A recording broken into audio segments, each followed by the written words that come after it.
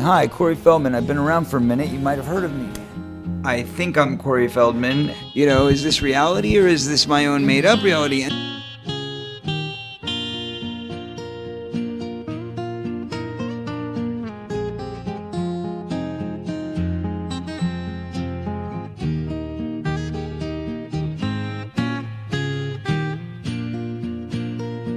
I would be remiss, for our listeners at least, to talk about the way you started your career. I mean, Rob Reiner, Stand By Me, Steven Spielberg, Goonies and Gremlins, Joel Schumacher and Lost Boys. But that wasn't the start of my career. Hold on, how old were you in Stand By Me? How was that not the beginning of your career? That was that was literally 10 years into my career, man. I don't want to hear about your commercial work and, when you were a baby. So wait, are you trying to say that the work that I did before Stand By Me was meaningless or insignificant? Do you remember acting that young? I remember all of it. Can we go back to your first audition that you ever booked? Do you recall what it was? It was a commercial, I believe. No idea.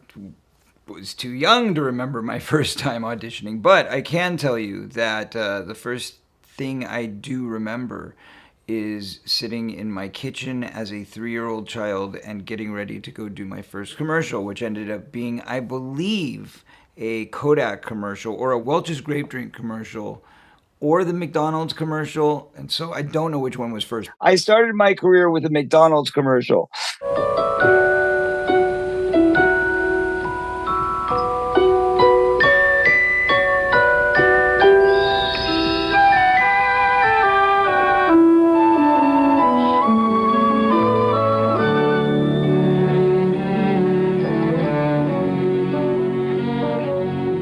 That commercial happened to win a Clio Award for Best Commercial, and it also happened to play for 10 years as one of the most classic, beloved commercials McDonald's ever made. And I did that in the beginning, but there was a lot of what I would call huge achievements before Stand By Me.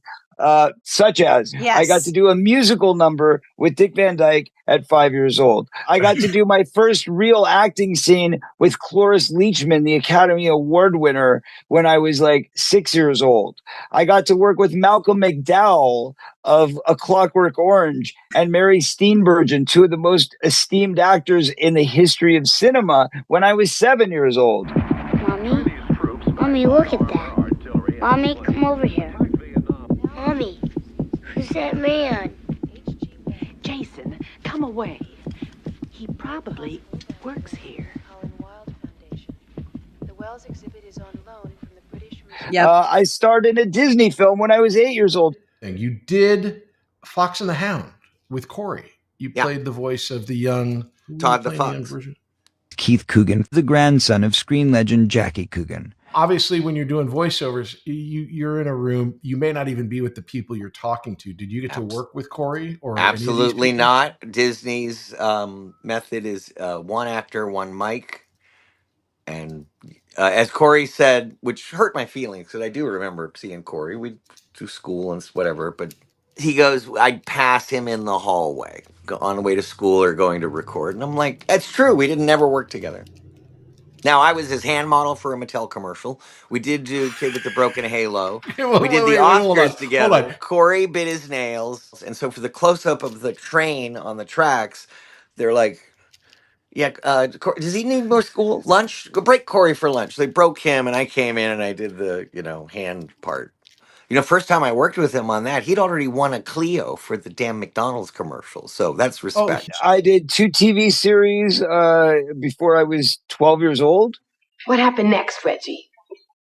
Then I went right up to the teacher and I smacked her in the face. All right. Oh, no. Mayday, MREC. All systems alert. Damien, part 4. Go over more! No, Billy, no! And I was the Beaver's son. Did you know that? Leave It to Beaver. So I was with the entire Leave It to Beaver cast on the set of the Cleaver house in 1980. So that was the beginning of the 80s for me. Crispin Glover. I do know Corey Feldman.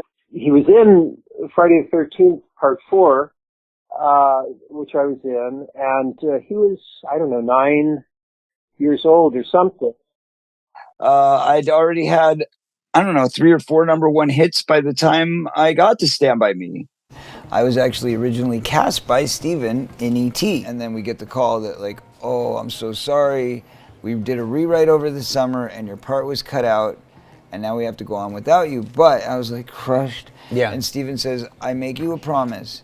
Whatever film I do next, you will be in. Sure enough, Gremlins came along and they called me up and they said, hey, we've got this movie. Fast forward 2 years, Steven calls me again and he said, we have a concept. We want to do this movie that's going to be like Indiana Jones with kids. This one right here. This was my dream, my wish. And it didn't come true. So I'm taking it back. I'm taking them all back. If you're a parent thinking about getting your kids into the business, don't do it. Wait, let them grow up, let them have a normal life, and don't make them be famous before they're even old enough to get a real job, because what happens is suddenly they've gotten fame when they're young and then they stop working, as so many in Hollywood do, and next thing you know, they feel like a loser for the rest of their life, and it's your fault for making your kid go through that, so don't do it. I didn't choose to be famous. I would have never chosen to be famous. Our parents were very young when they had us.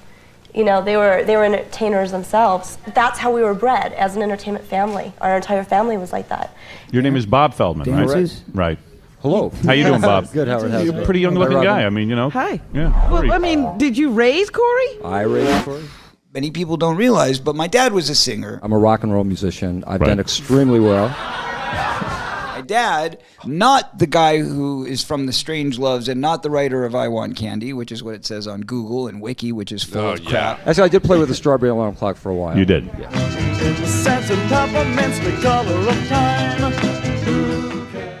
He joined the second generation of the band, and he played bass, he sang, so I was around them. He was always playing, he was always in a band, so he was going from one band to the next, and a lot of my childhood, when I wasn't working, I was spending it in those rehearsal rooms, in those rehearsal stages, and, going and seeing him at the live events.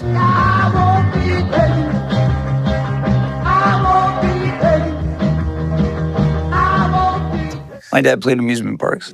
When your dad works at the amusement park, hey, I'll go with dad to work, you know what I mean? So I would go and I would sit in the audience with a bunch of his screaming fans, and we would watch him perform, and then, in between shows and things like that, I'd get to go on rides. So, that part wasn't too bad.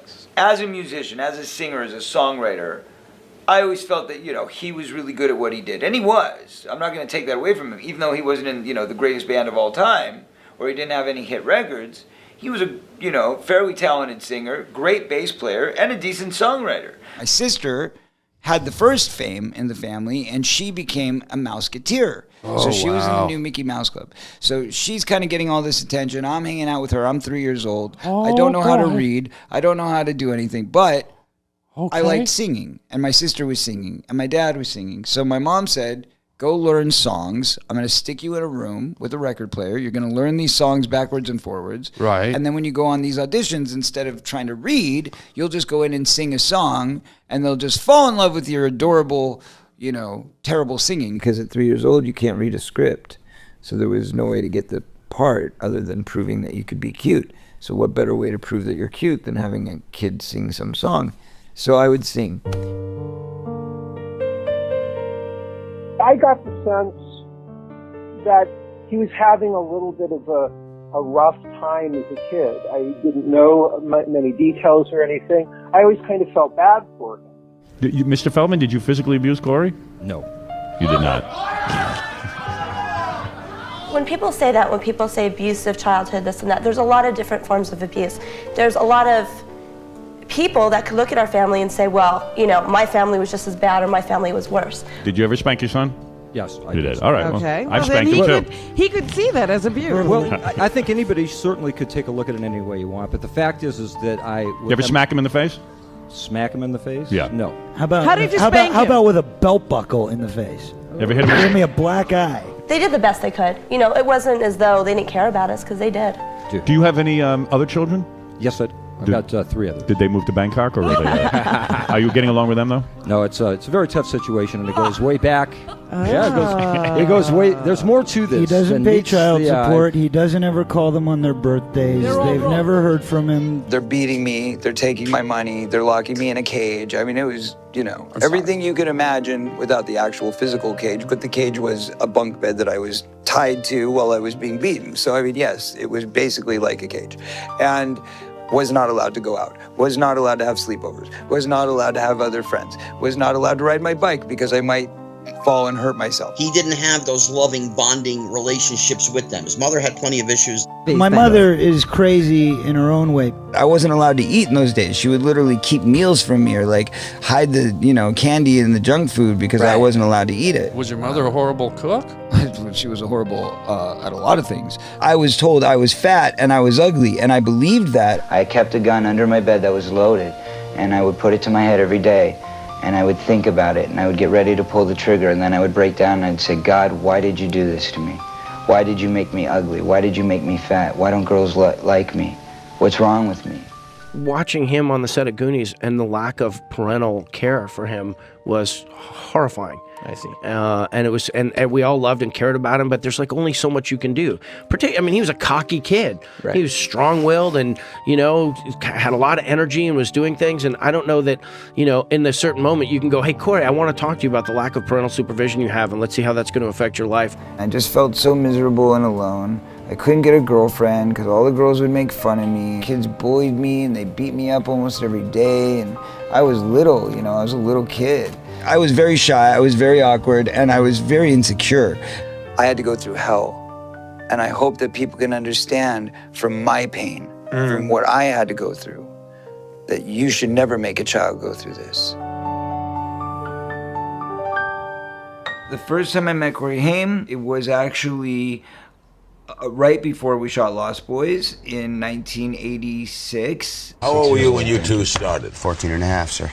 When we started in the business or as a team? As a team. I was 15. Yeah. How did that happen?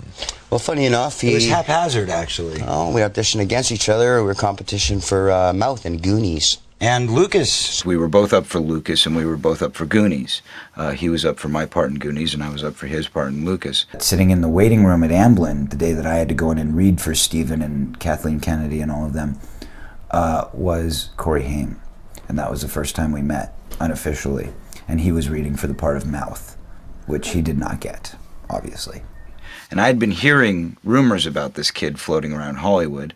There was clearly a new Corey in town, and he was starting to become a pain in my ass. It was backstage at the Ambassador Hotel that I met a beautiful little red-haired girl. Her name was Robin Lively. The moment Robin and I met, I was instantly in love. I was waiting for just the right moment to plant a kiss on her and make her mine. Suddenly, she started talking all the time about this Corey Haim. He's such a sweetheart and so talented. I just love him. He is just the sweetest little thing. I thought you and I were, I thought we were sort of, like a thing. You and I? Oh, honey, you're more like my little brother, she said gently. But Corey Haim, we're sort of dating. He'd even moved in on my would-be girlfriend. I officially hated him. I saw Corey Feldman on one of the interviews actually saying, oh, who is that Canadian actor Corey Haim who's stealing all my parts? I wanted to be in Lucas, and I thought, wow, this guy's had it in for him before he even met him, which is really sad. We met on the Lost Boys. Before we started production, it's in the wardrobe room. I'm sitting there doing my fitting. Joel Schumacher's on the phone and he says, oh my God, I'm so excited about this. We have the best cast ever. We have the two Coreys. So Joel. And I go, two Coreys? What do you mean two? There's only one. I'm right here. And he's like, no, two Coreys. What do you mean there's another guy and he spells his name the same and everything? What's going on here? He was becoming a thing. And at first I was very like, who is this kid? Who's this kid moving into town? He's moving in on my girl. He's moving in on my job. What's going on here? As I get a call on my answering machine from Corey, who says, "Hey man, what's up, dude? It's Corey Haim. You know, hey man, we're gonna be doing this movie together. So like, let's hang out, dude. It'd be really cool, man. Let's hang out. Let's get to know each other. Give me a call, bro. Let's hang." We got together. We went to the beach. Our dads met. We threw a football around. We just moved there, so we didn't really know anyone. So Corey Feldman and my Corey became friends instantly. They were the same age.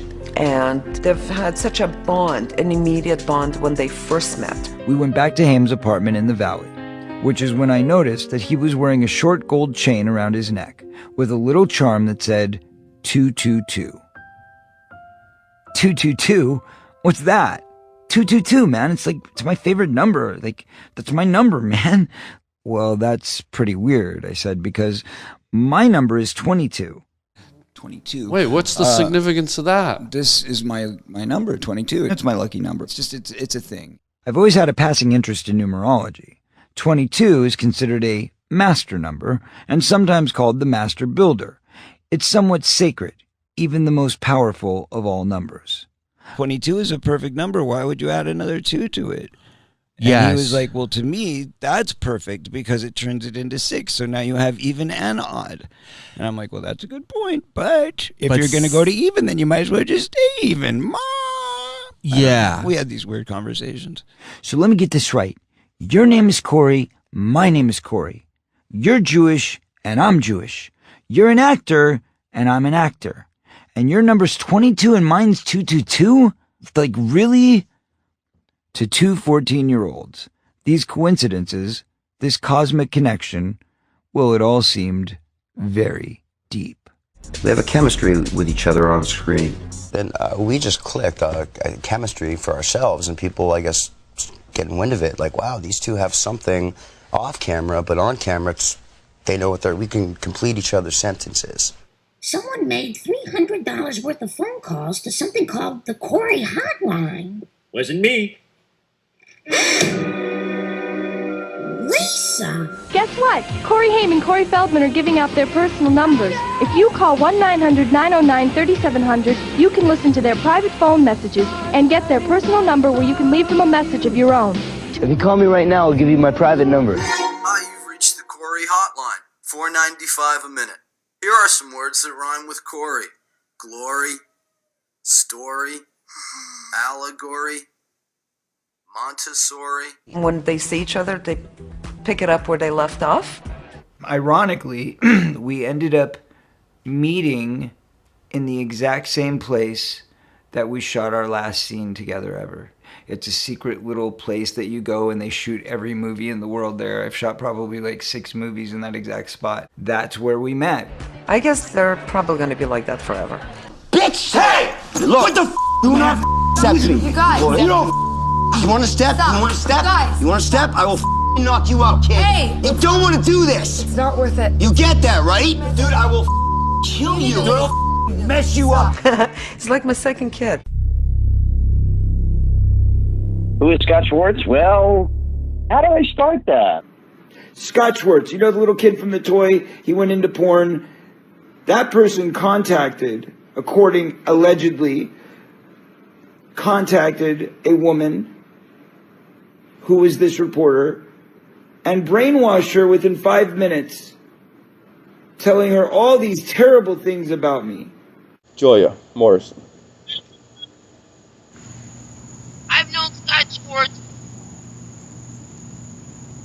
a little bit longer than I know Feldman, and I knew Haim. I want to vomit. What was your role in pornography? I produced, directed, ran a production company, worked for one of the agents.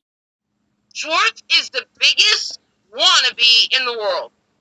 Schwartz is upset because Marion couldn't get him any more jobs because he didn't grow up.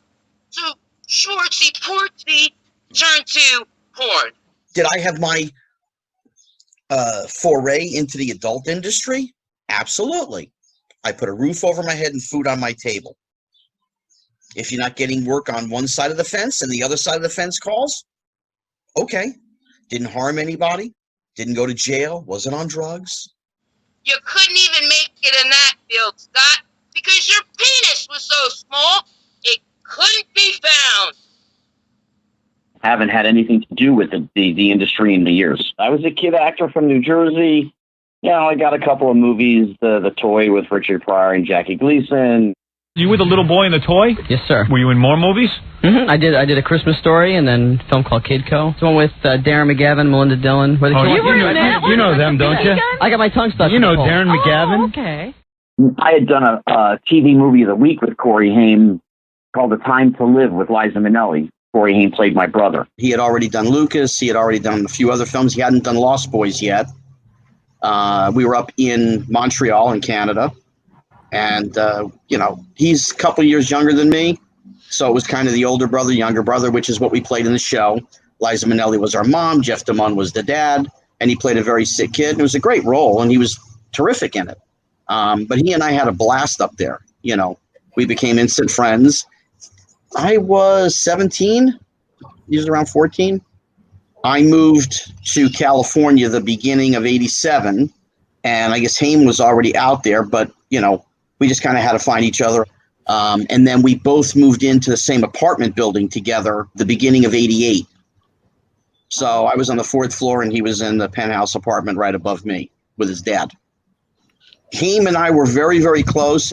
I've got Judy Haim on record in my personal email stating that you were never like a son to her or brother to her fucking son. Corey Feldman was. I'm in Haim's apartment right above me. He wanted me to be the third wheel in License to Drive. And he had a whole bunch of scripts there. And he's like, I don't know. I might do this one. I might do this and that. And so I started pulling scripts. He goes, yeah, that's the one. I kind of like that. It's a buddy thing and whatever. So I read through the script and I see there's a third wheel. Mm-hmm. And I said, hey, this would be hysterical. Me, you, and Feldman, let's go. All right. I'll tell him, let's go. All right. And from sort of what I understand, there was a producers meeting, and for whatever his reason, Feldman didn't want me to be a part of the gang. Nope.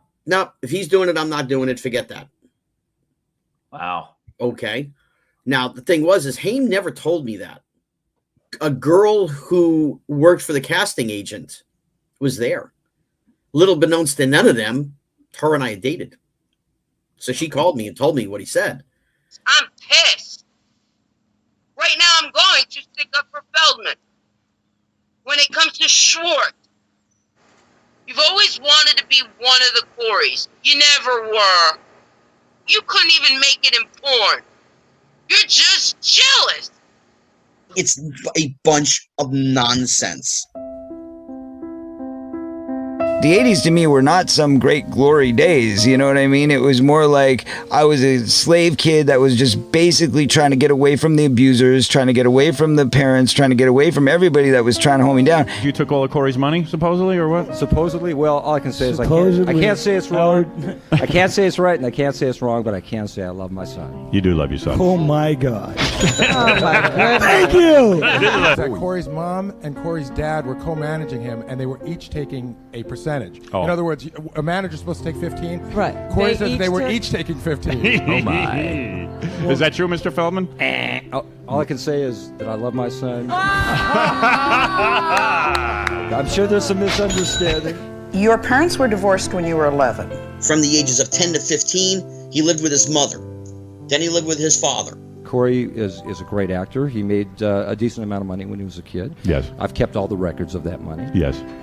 And the fact is that when his mother and I got divorced, yes. When Corey started doing his movies, all that money was coming in, and I wasn't around to see any of the checks because we lived in a different place. I see. What? Now, the funny thing is from 10 to 15, he didn't live with his father. Lived with his mother. So she controlled the checkbook. But he blames his father. She was really wretched and Your really parents awful. were together? They were not together. If my dad was going to at any point come in and kind of save the day, because at least I knew with him, we'd smoke weed together and he wouldn't kick my ass. You know what I mean? Living with my dad was nothing like living with my mother. He was more like a friend than a father, and I was able to do more or less what I wanted. My mom was just like psycho, wanted to beat me all the time, wanted to abuse me, wanted to do whatever she could. What movie was your first movie, Corey? My first movie was Fox and the Hound when I was 6. Your other than a voiceover, what was your first starring role? Time After Time. Your first starring role. Oh boy. Stand By Me? Gremlins? Gremlins. Gremlins. Okay, where was I in Gremlins? It doesn't matter. I was on a series. I was on 2 series. Wait a before minute. that. What is, do you know how much money I made every week? Yes, you Sure, do. 'cause I've you got- spend it. Hey, I've got Whoa, screen- what kind of question was that? By the time I was 14, I had grossed $1 million. I had $40,000 left to my name when I turned 15. Right. And I had to start all over on my own.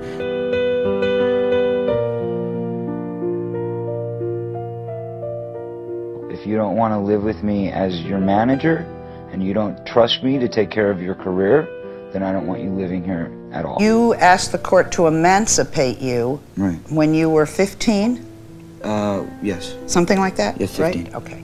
The only way my father, who loves me so much, would sign the papers to release me is if I paid him $40,000.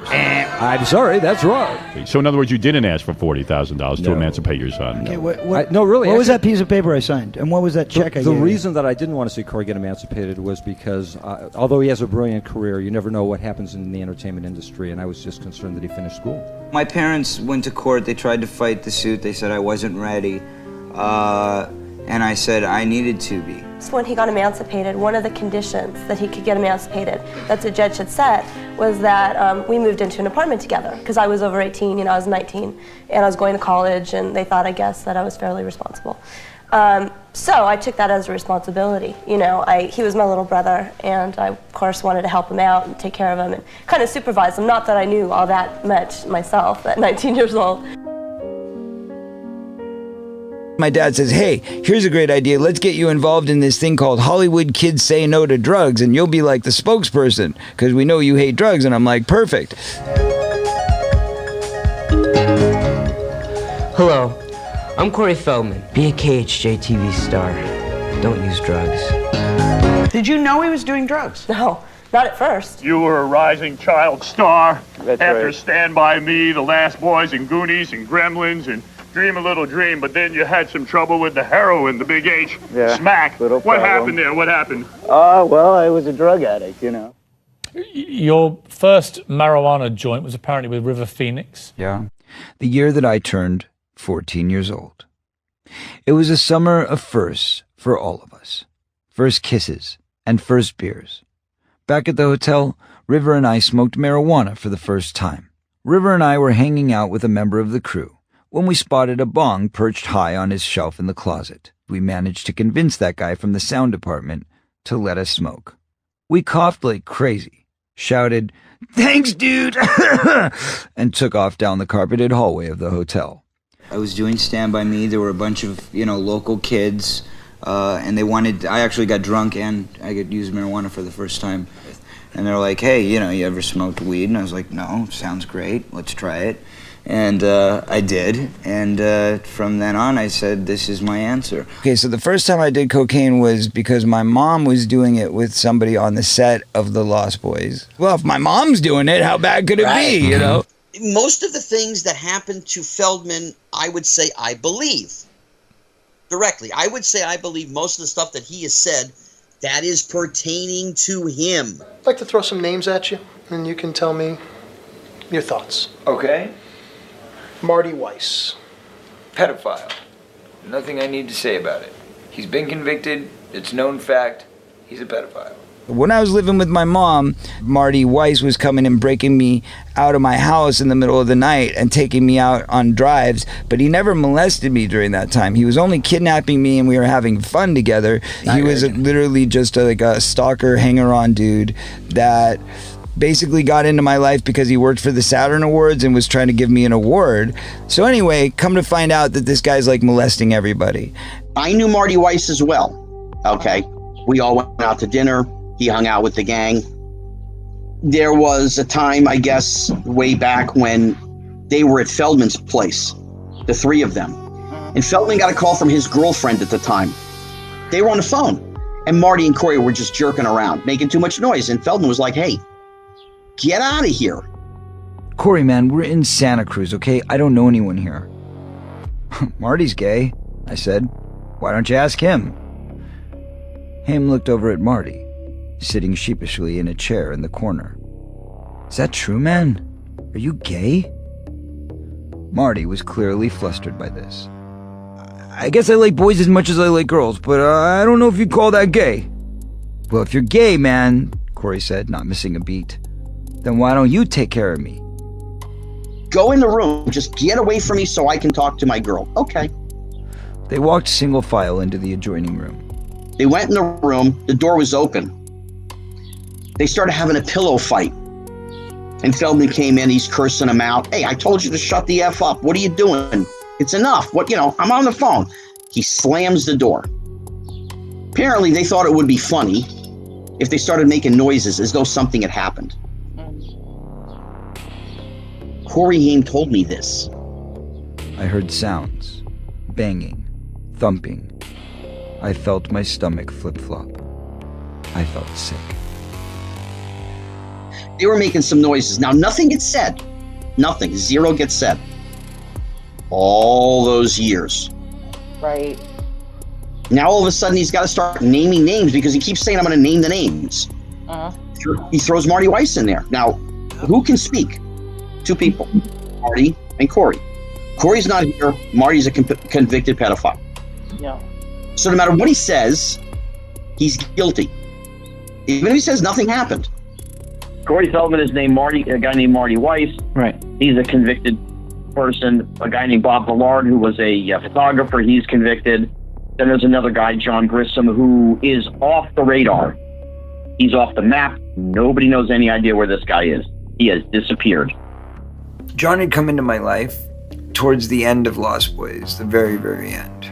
My dad, he had his talent management company, which was basically like a false management company. He had my movie posters up all over the walls, and it was called New Talent Enterprises, and it was like over on the sleazy part of Cahuenga there. John comes through my dad, and so my dad over at New Talent is like, hey, I can't be on the set with you during Lost Boys all the time, and I'm really busy and stuff, so I'm gonna get you this assistant guy who's basically gonna drive you around and be your gopher and be your chaperone and be your whatever.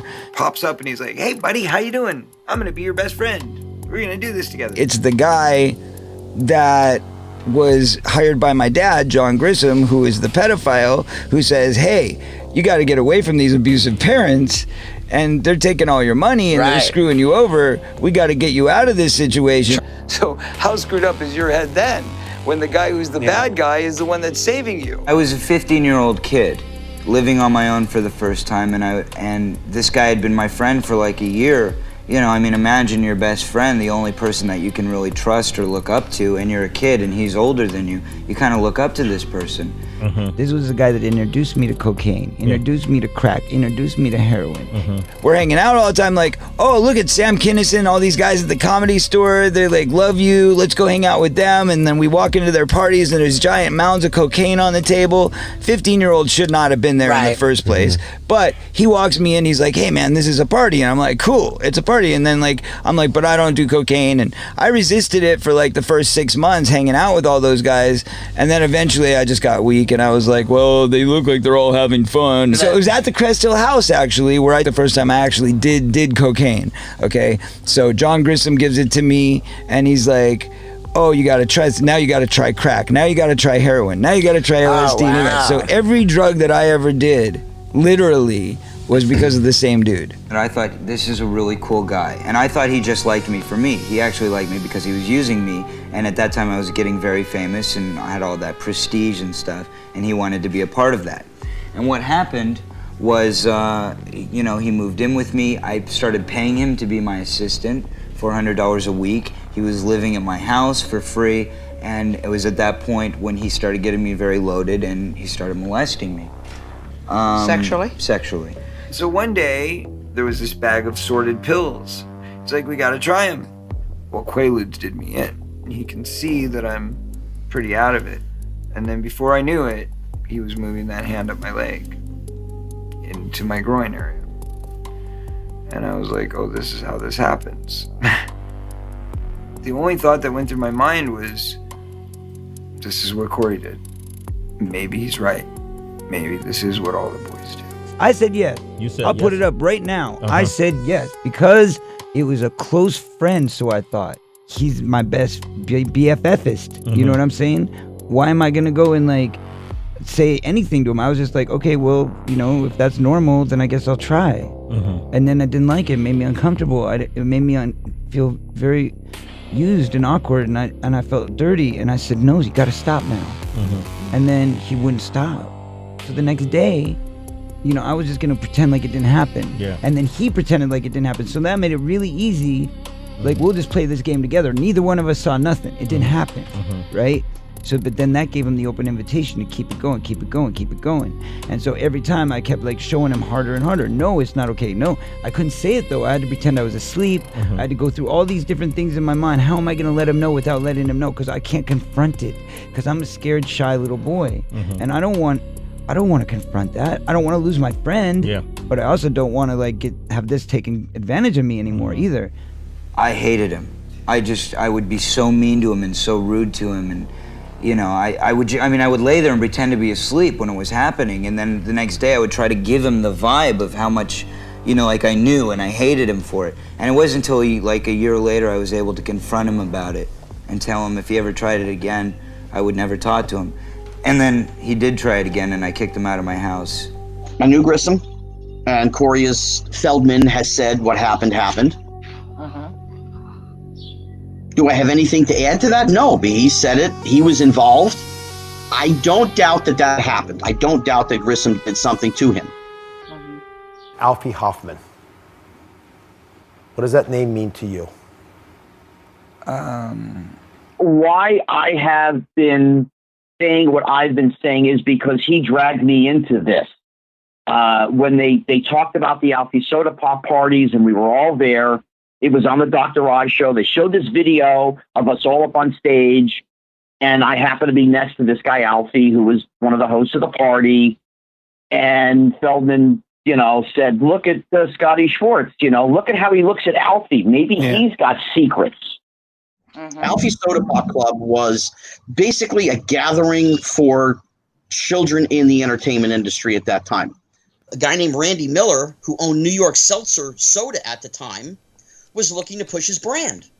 And he hired Alfie to run these parties to give New York Seltzer, you know, a pop as far as publicity-wise. You get the kids there, we all stand there with New York Seltzer, okay, fine. Nobody's getting paid. Nobody was there for, you know, endorsements.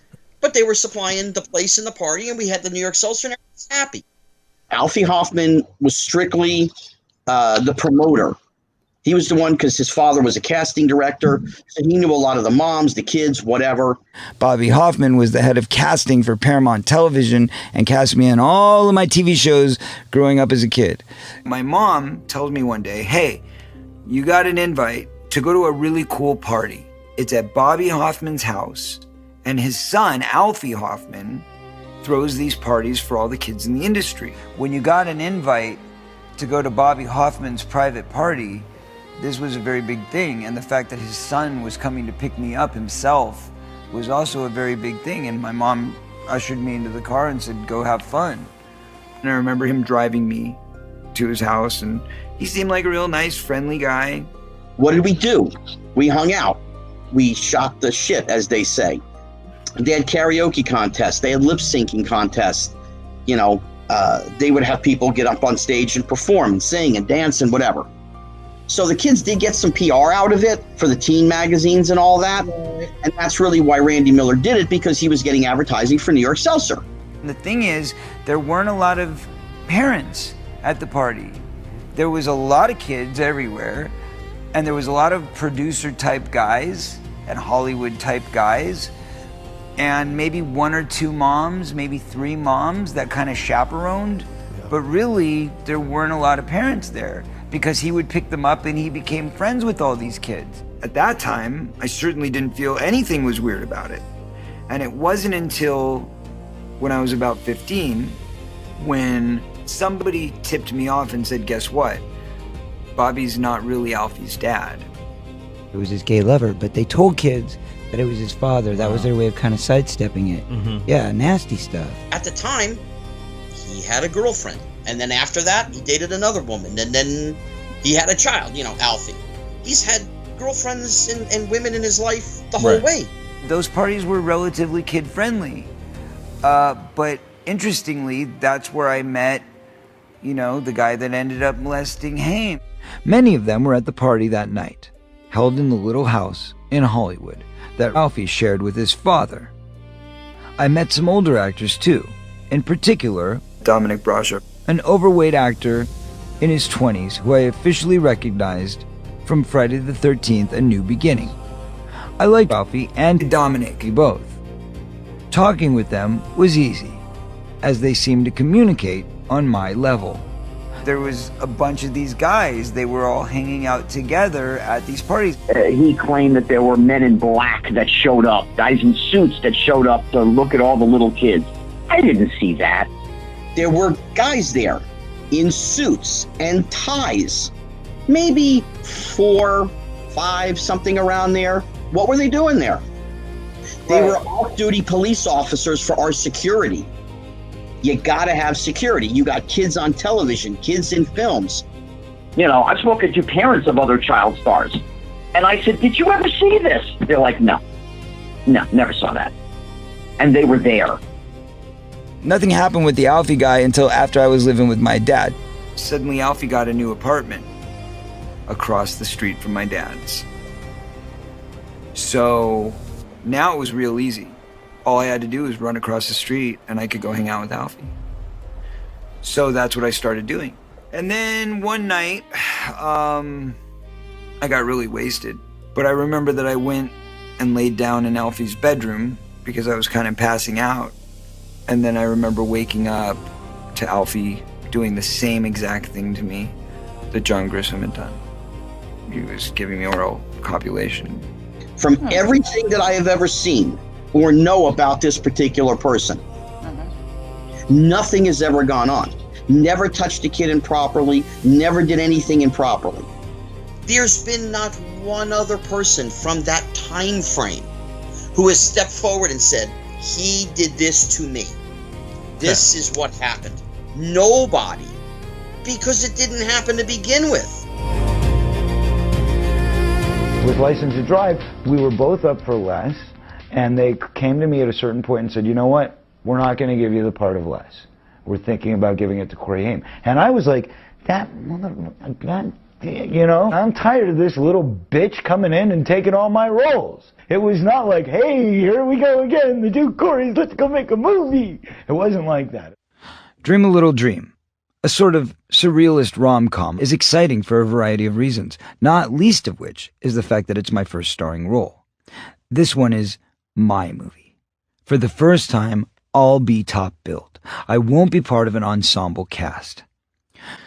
I go away for a few days to attend some business, and when I come back, one of the producers informs me that he's got good news. Oh yeah? What? Well, Lala is going to be doing the movie, he says. Lala is Laura Sloatman, Frank Zappa's niece, and, ironically, Corey Haim's current girlfriend. Why is that good news? Because Lala only agreed to do the film if Corey Haim agreed to do it too. In 2 days' time, my breakout film has been just turned into another Two Coreys movie. From the time that they do Lost Boys until about mid-1990-ish, somewhere in there, they were tight buddies. Then there was a falling out. A little bit too much on the drugs and a little bit too much of the nonsense, so they didn't hang out. I don't even think he knows there's a problem. Yeah, that's how messed up that boy is. I'm just tired of him right now, man. It's cool. Get your awake and reach through the camera and actually dig in. Okay. MTV Live. Bam! Julia Morrison. What relationship did you have with Corey Haim? Friendship, boyfriend, girlfriend? Was it sexual? Was it just? Friend. We were friends. He actually dated Alyssa Milano, who dated on her television show with Tony Danza. The guy that played one of her boyfriends was my high school boyfriend in Brooklyn, which is pretty funny. I had moved, and by the time I came back in '92, he wasn't even really speaking. Haim was not speaking to Feldman at all. You know, Feldman kind of went with his own crowd, you know, and did his own thing. They did not like each other at all. They were in odds with each other for a very long time. Corey, you're not attached by the hip. You were not his partner. When I hear him saying, oh, my partner, my best friend, I want to throw up. You weren't part of our family. You weren't really a good friend. He was never one of those friends that came to my house to have a dinner or whatever. All of other Corey's friends practically lived with us. It was like, I don't remember spending more than 5 minutes talking to this guy throughout his life, since they were teenagers. I ended up a drug addict, then I ended up in jail, then I ended up in rehab. He had an addiction to cocaine, LSD, and heroin that cost him his fortune and nearly his career. He ran with a wild Hollywood crowd, and by age 18 had been arrested twice for drug possession. He finally checked himself into a rehab clinic in December of 1990 after hitting bottom. I was $150,000 in debt, and I had lost everything. I had lost my car, I had lost my house. I was emotionally, spiritually, financially, and physically bankrupt in all areas of my life. I don't put it off on the industry or my parents or anybody. I'm the only one who made myself do that, you know. Nobody did it to me. I know that I have a problem, and I would like to take care of that problem. I would like to seek help for myself, and I would also like to help others. There are other child stars who sat in the chair where you're sitting. Dana Plato, Adam Rich, Todd Bridges, Danny Bonaducci, and I thought to myself, this story is beginning to sound very familiar. And I don't really put myself in the category with those other actors because like 9/10 of those actors who were arrested like had one hit show when they were a kid and haven't worked since. I'd been working, you know, continuously since then. An article was written about him, and I said to him, hey, this is a bad article, man. This basically says, I was on drugs, I'm not now. Please hire me. I said, it's like a cry for sympathy, man. I said, this is a terrible article. I was this all-American teen idol that all these kids loved and listened to what I had to say, and all of a sudden I was this no-good junkie. You're, you know, the unsung hero, you're everybody's favorite, you're the future of Hollywood, you're the golden child, and then you turn 18 and it's like, oh, remember when he had a career? And you're like, wait, what? 6 months ago I was the golden child, what happened? Oh, but he got arrested for drugs, his career's over. It went from like, oh, he's a drug addict, he's got a problem, to what a loser, to what a has-been, to oh my God, he's washed up, and why are we even talking about him and wasting the newsing? Everybody wants to see a fallen star. Everybody stares real hard at a car wreck. It's that same kind of thing. I had comedians making jokes about me. I had newspapers saying some of the most awful, just mean-spirited, degrading things I've ever read about anybody. Are you more passionate about music and your music career than you are acting? Yes. Yeah, I kind of get that. Yeah. Probably because there's so much more artistic freedom, you know. And the other thing I think is I'm pretty proud of the fact that I did it on my own. And started, you know, writing music probably around 11 years old, 12 years old. I started writing at 13, but I started writing parodies. And I wrote my first serious song at 15, which was called Runaway.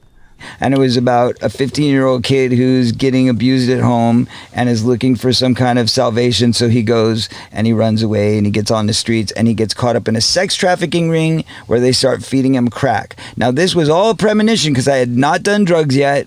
Wow. I was an innocent kid. I'm working on Lost Boys. In the music video, Runaway, it was going to be like a 15-minute video like Bad. I kind of modeled it after Bad about a runaway kid. And we were going to sell it to Nickelodeon. And then we shot it, we started editing it, and I got busy with other things and I just never really took the time. And the truth of the matter was it looked like crap. You can see the two guys that molested me dancing behind me in my dad's apartment at 15 years old. Because those were my friends. Corey, let's just put it this way. I'm not trying to be mean. I'm just going to be blunt. I'm not acting like you did in your videos. You can't sing. You can't. And you never wanted to sing. Your mom forced you to do that. Allow me to remind you. Now, could Hamster? Sorta, yeah, he could. You're not him. You're Corey Feldman. Stick with that. Stick with what you know. The problem is that I can't carry a tune to save my life. My voice squeaks and strains. I can't match the notes that I hear in the recordings. Everybody told me my whole life, you'll never have a successful music career. It'll never happen. Nobody's ever going to take you seriously because you're an actor first, and that's the way people know you. And with that, I said, screw you. If I told you all the times record companies turned me down and said, I don't hear it. I don't hear it.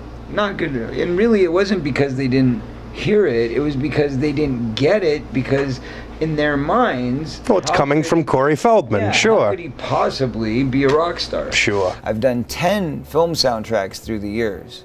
So there's a lot of films people don't realize that my music's in there somewhere. Dream a Little Dream, Dream a Little Dream 2, the last Lost Boys movie, all kinds of stuff. It's all over there. What's up with you? What's up with you? Michael Jackson tells me my song, What's Up With The Youth, is going to be a #1 hit. I played it for him in the car. He said, this song is incredible, Corey. This is a #1 song. If I walk this into Tommy Mottola right now at CBS Records, I can get you a #1 song. And I was like, thank you, but no. I would have random people come up to me and say to me, like, hey, Corey Feldman, what's up with the youth? And I'd be like, weird, Yeah. But that was the first one, and that was a very pop culture. It was a pop culture hit.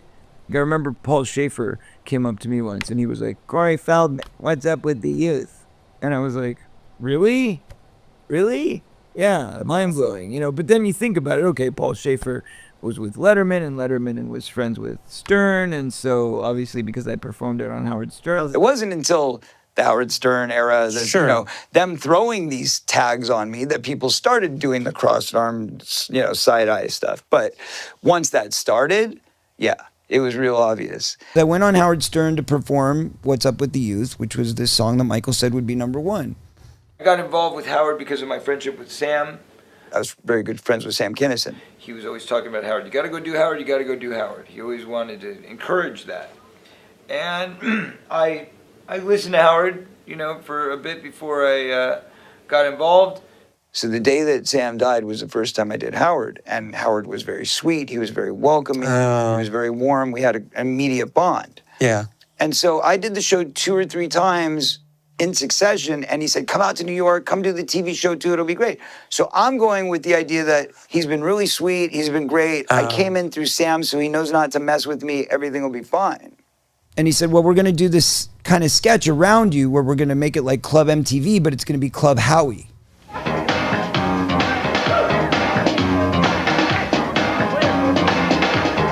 Welcome back to Club Howie with your host, Right Said Howie.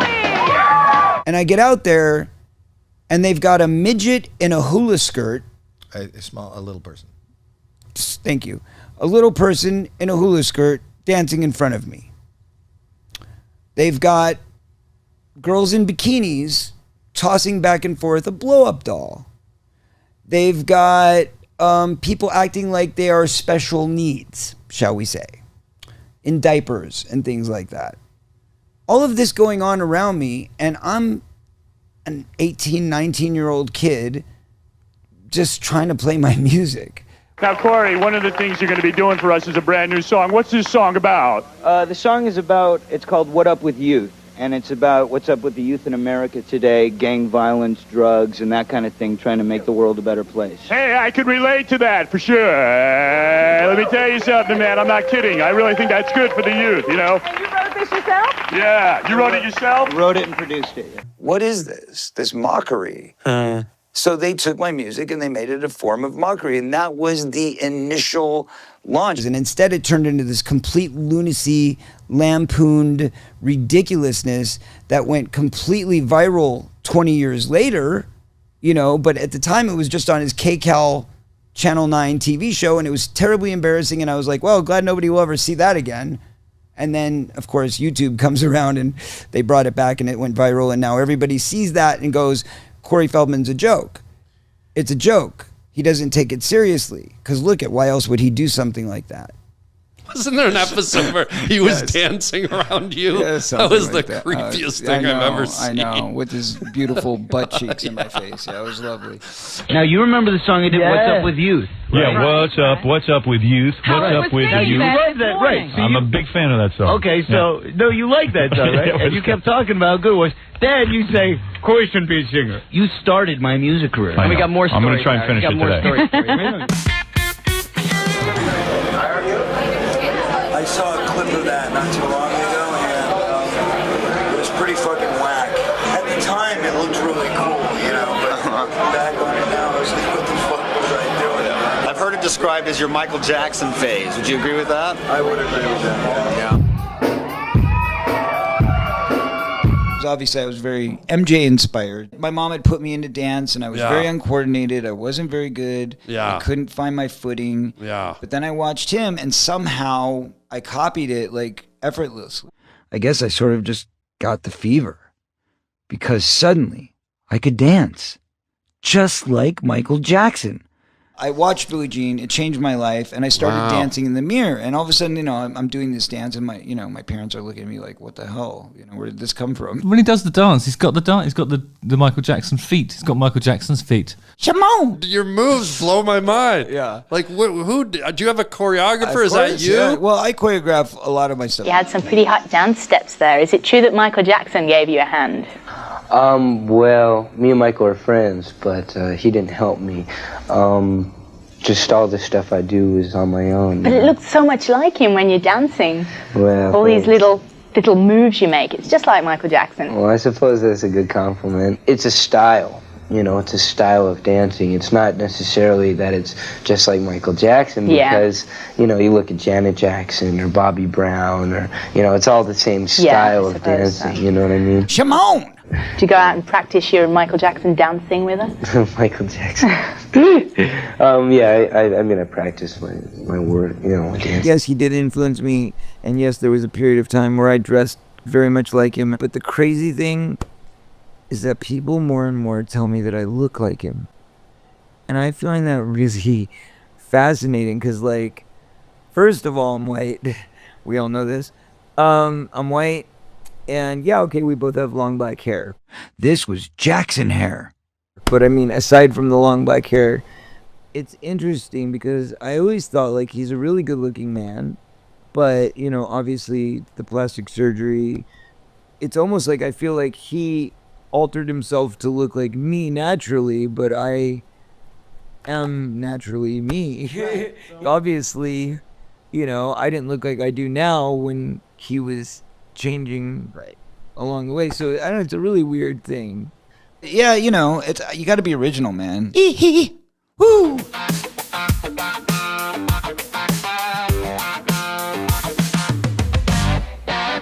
It was like he had stepped right out of a music video.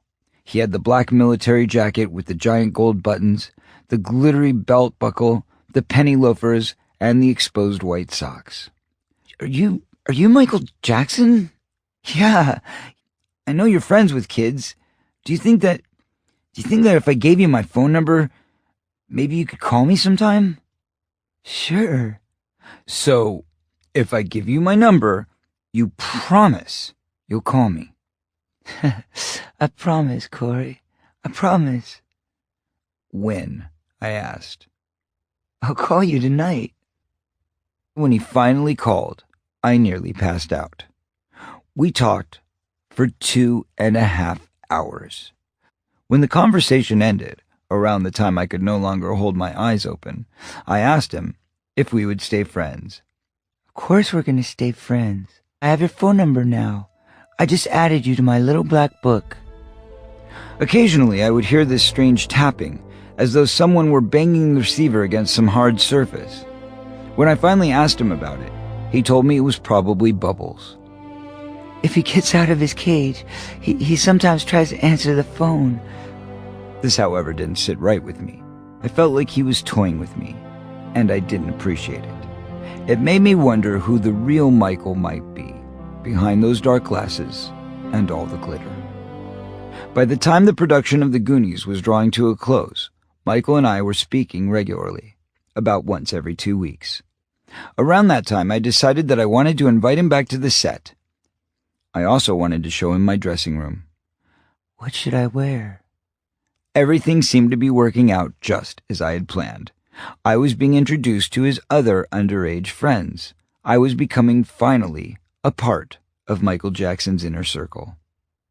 Your butt is mine. Hello? I gripped the phone receiver tight against my ear. Corey, it's Michael. Your butt is mine. What are you talking about, dude?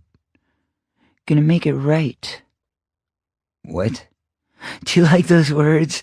They're the lyrics to my new song. It's called Bad. You know, I know LaToya a little bit. Yeah. She's always been so sweet to me. Yeah, she's always sweet. I've known her since she came with Michael to the set of Goonies. We have pictures of that. Corey Feldman called us because he slept with Michael.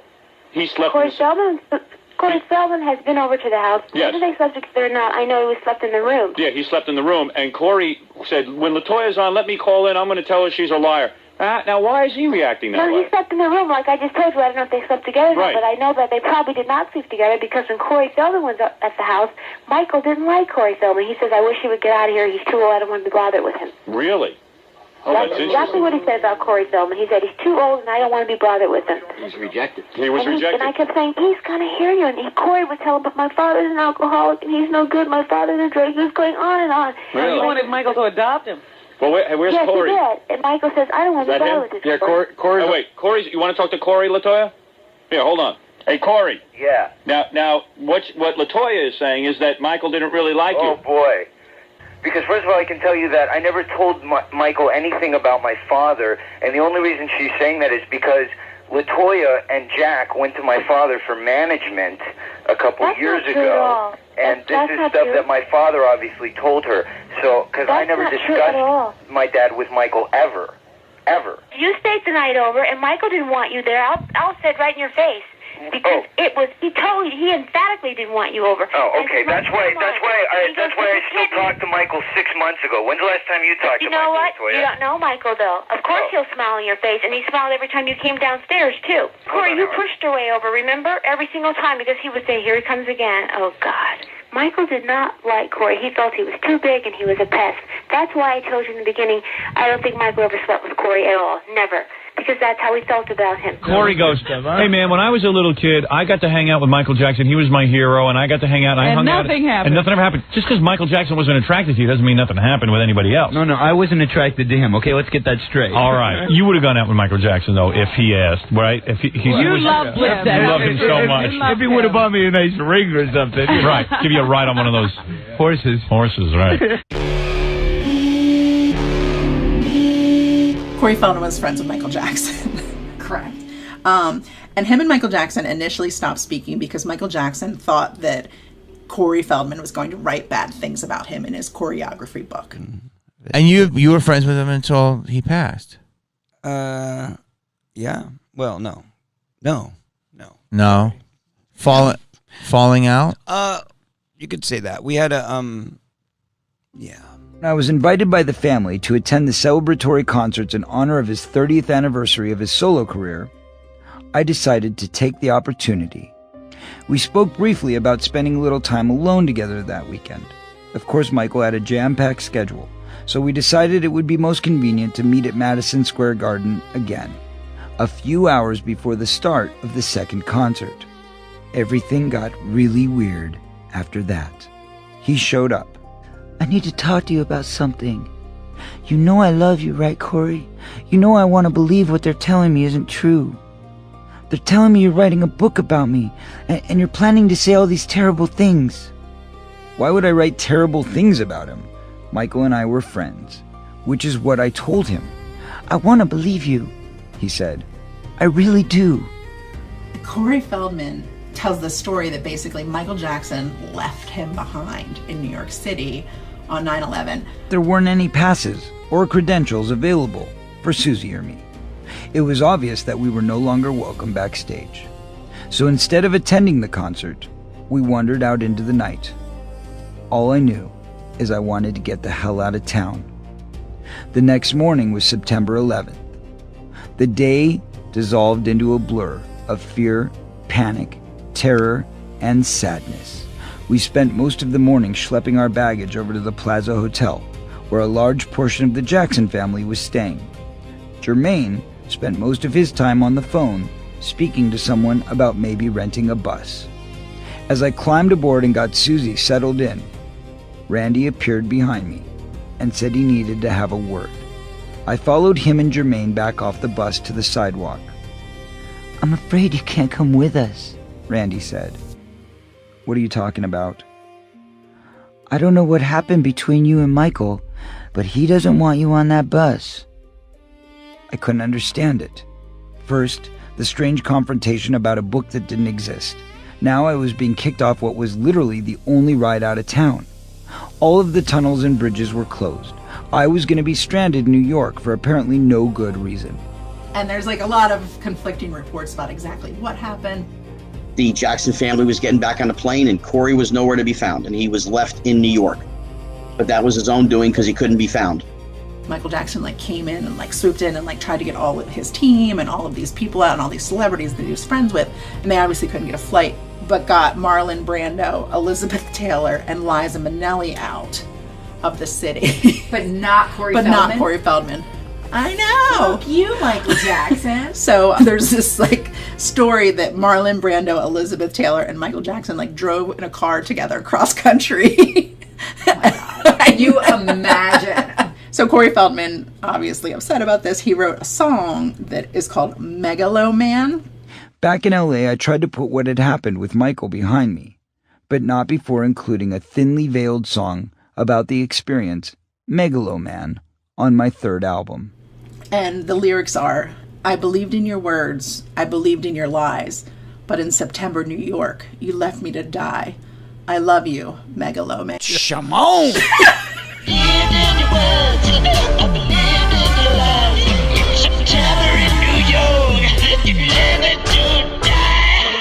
Within weeks of its release, I was sent a cease and desist letter from Jackson's attorney, claiming that the song was defamatory. Michael and I would never reconcile. We never spoke to each other again. We love you, Megaloman. He made several attempts to try and repair things, but I just was, I was done. Mm-hmm. Because he didn't apologize. Like, apology would have gone a long way. I'm the kind of guy that, like, I don't care who you are. I don't care how big of a star. If you can't be a mensch and you can't say, I'm sorry, I was wrong, or, let's talk about it and see why I feel that I wasn't wrong, or you feel you weren't wrong, or whatever, let's discuss it like men. But to try and just assume we can just brush it over or sweep it under the rug, I don't do that. On Instagram, Corey Feldman accused Jackson of stealing his 1992 song, What's Up With the Youth? What's up with the youth? What's up with the youth? What's up with the youth? What's up with the youth? What's up? What's up? What's up with you? What's up? The final episode I did was Battle of the Bands. And I was on tour with my band. I was doing my my tour for my second solo album, Former Child Actor. And we did this thing which he had been conceiving for quite a while called Battle of Bands, where he wanted to have his band, which wasn't really a band, go up against my band. I've got my 3 judges here. I've got Corey Feldman here. And we all knew that it was set up, and we all knew that I was going to lose, and they were going to talk about how great they were. And I was fine with all that. Don't worry, I've heard all the crap you've been talking all morning long. Okay. And you are very full of yourself. I'm not. No, you I are. think my No, you band really- sucks. No, and they do. Okay, fine. That's true. But will you guess admit? what? But guess what? Yeah. You think Hopefully, I know. Your band sucks too. hopefully, I will beat you, and then you're going to say, you know what? I Okay, must but see- really but see, suck. Okay, first of all, I want to say actually 3 things. Say everything you want. Okay, A, there is no contest. What? And I'll Why? tell you why there's no contest. Why is there no contest? Number one, because first of all, these judges who are all lovely people, I'm sure, are your guests, No, we said let's get three. Nobody goes against. Here we go. Nobody goes against Howard on Howard. So you won't believe? Let me talk to the judges. We had a judges meeting. We had a judges meeting before. Tell me about the meeting. We had a judges meeting before where they're already taking your side. See, they're not taking my side because I have had no contact with the guys about this. Gary got them. He knows that all three of them have credibility in the music business. What he did was take it a step further, and he basically went out of his way to try and make us look bad. Girls, feel free to dance during the performance. TheGotchaGirls.com. Don't touch the judges. Don't touch Corey, because that's for afterwards. Hey, don't do me a favor. Don't dance around us while we're doing our thing. They don't dance over. They're going to dance over there. All right, good. All right. Don't insult the girls, Corey. Really. Well, I'd love to see them shake their booties. Well, Corey, this is your moment of truth. Oh. While I'm not a musician, nor do I claim to be one, if you lose to us, it would be terribly humiliating, and that's all I'll say. I agree with you there. Yes. All right. If you do, you won't get an argument. If you do, I think you should retire from this music career of yours. That won't happen anyway. See, I do what I do. Just to clarify, I do what I do for the love of music, and I don't do it to impress anybody. I do it because I enjoy doing it. Even if we never released another album, I would still keep writing music and still keep playing it. That's my word.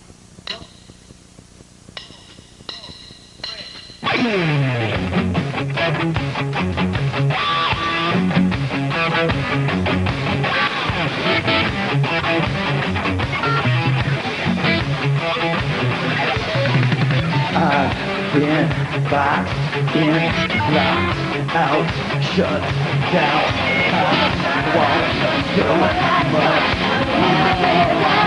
what you do is make us the moment down, and these animals that don't make sense to do, and so gotta live with me.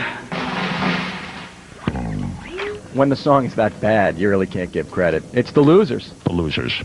Now, this is so shocking. Oh, God. Congratulate me. I had no idea that the losers. This is terribly shocking. Congratulate me. Everybody. Congratulations, We lost on Howard Stern. Can you believe it? It's one thing to try and make jokes, another thing to talk about somebody's personal life or their sex life. That's all fine and dandy.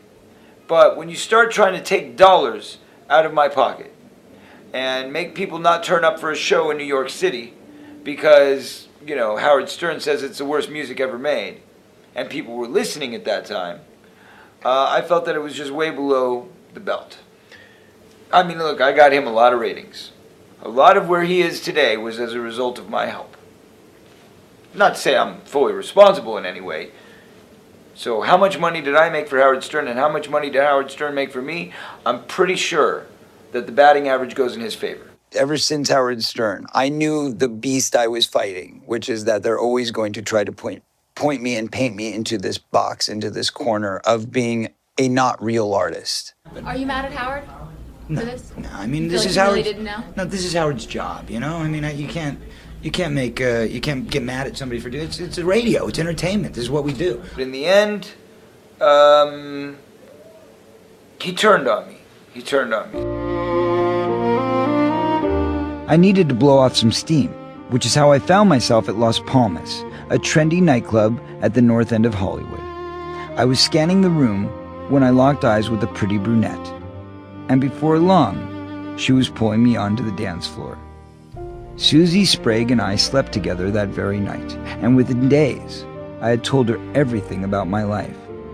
In order to build trust and to restore faith in ourselves as partners, we would have an open relationship. If we had an urge or a fantasy, we would share it with each other.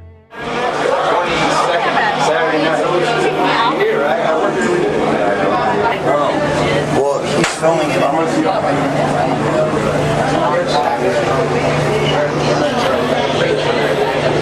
This is my fiance.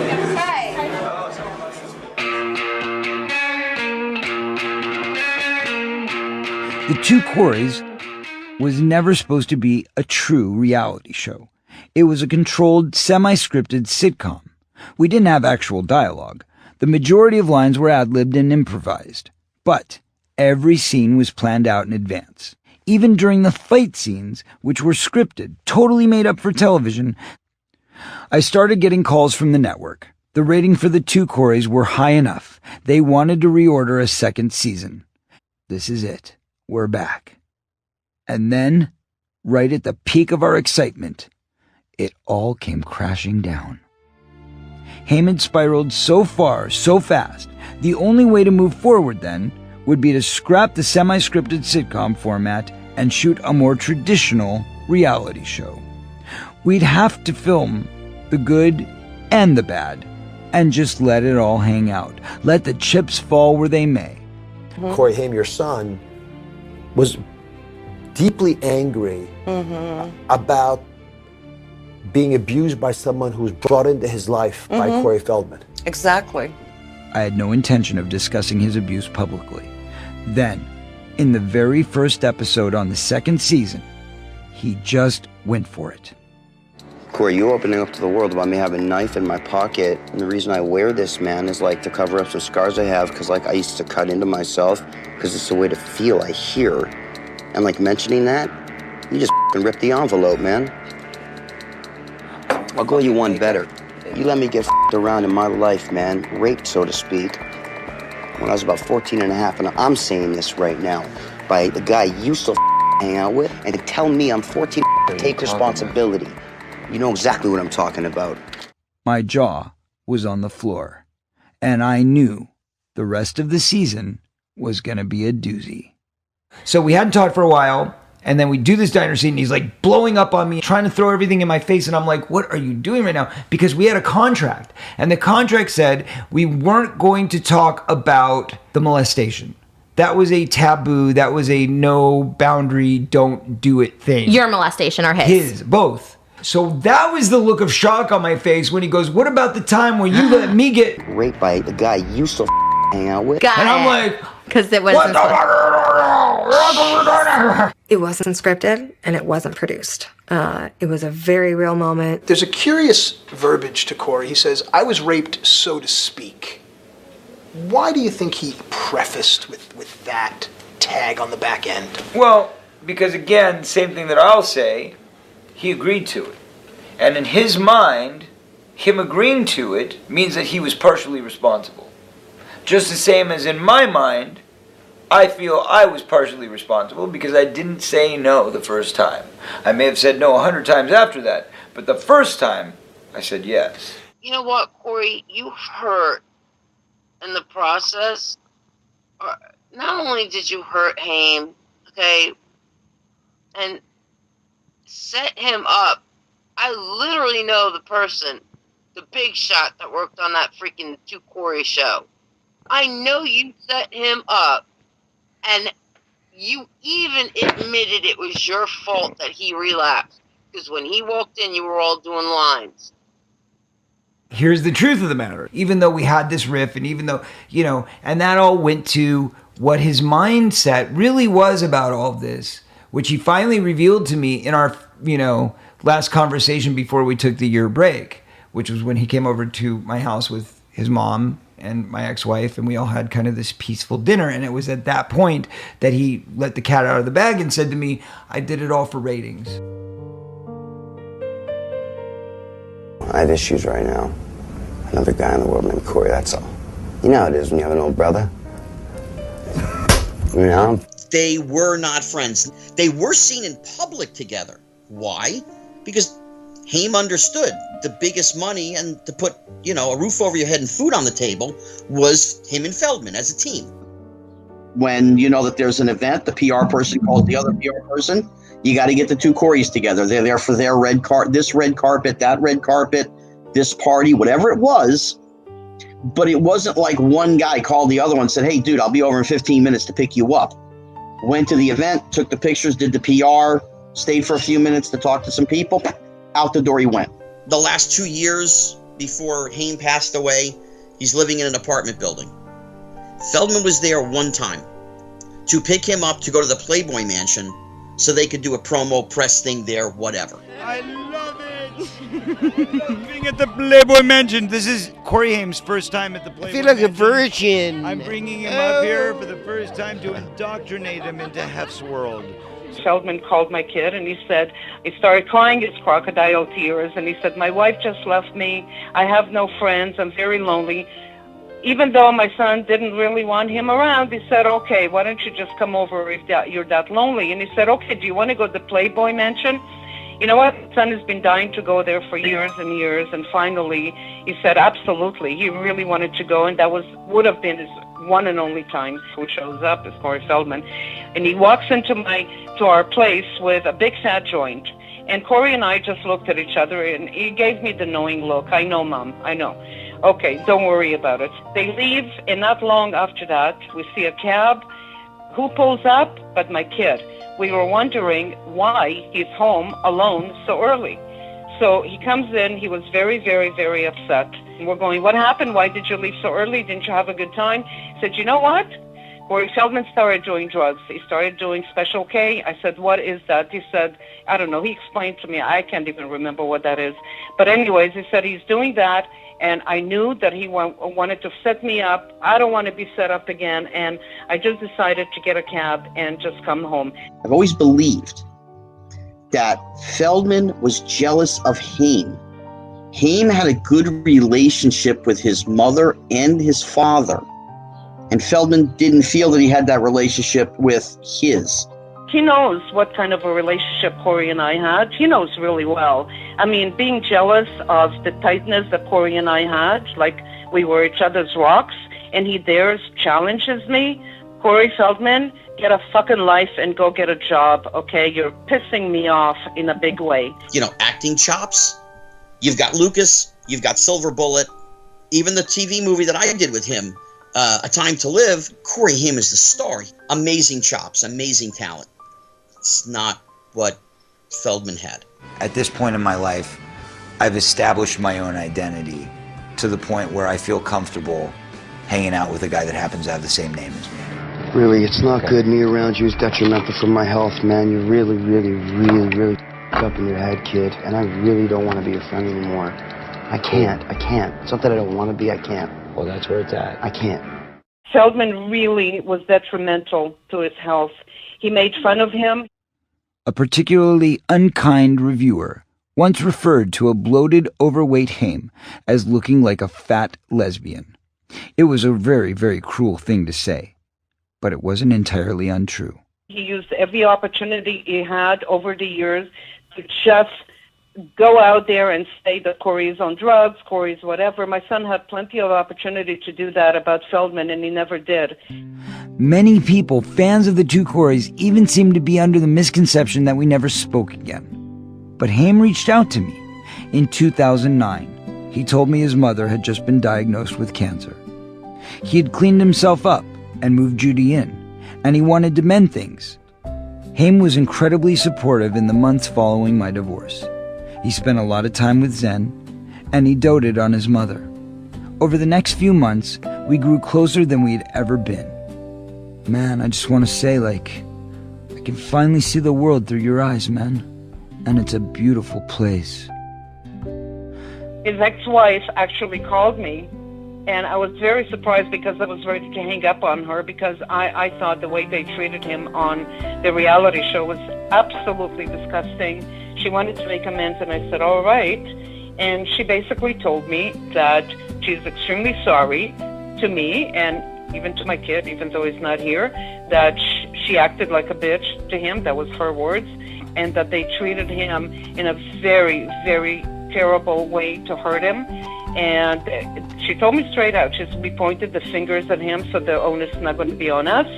We were ourselves on drugs at that time. And she got herself well, and I had a lot of respect for her for actually calling me and apologizing and making amends, and all is forgiven with her. Corey and I were goofing off like two children with our glasses off, talking about old times.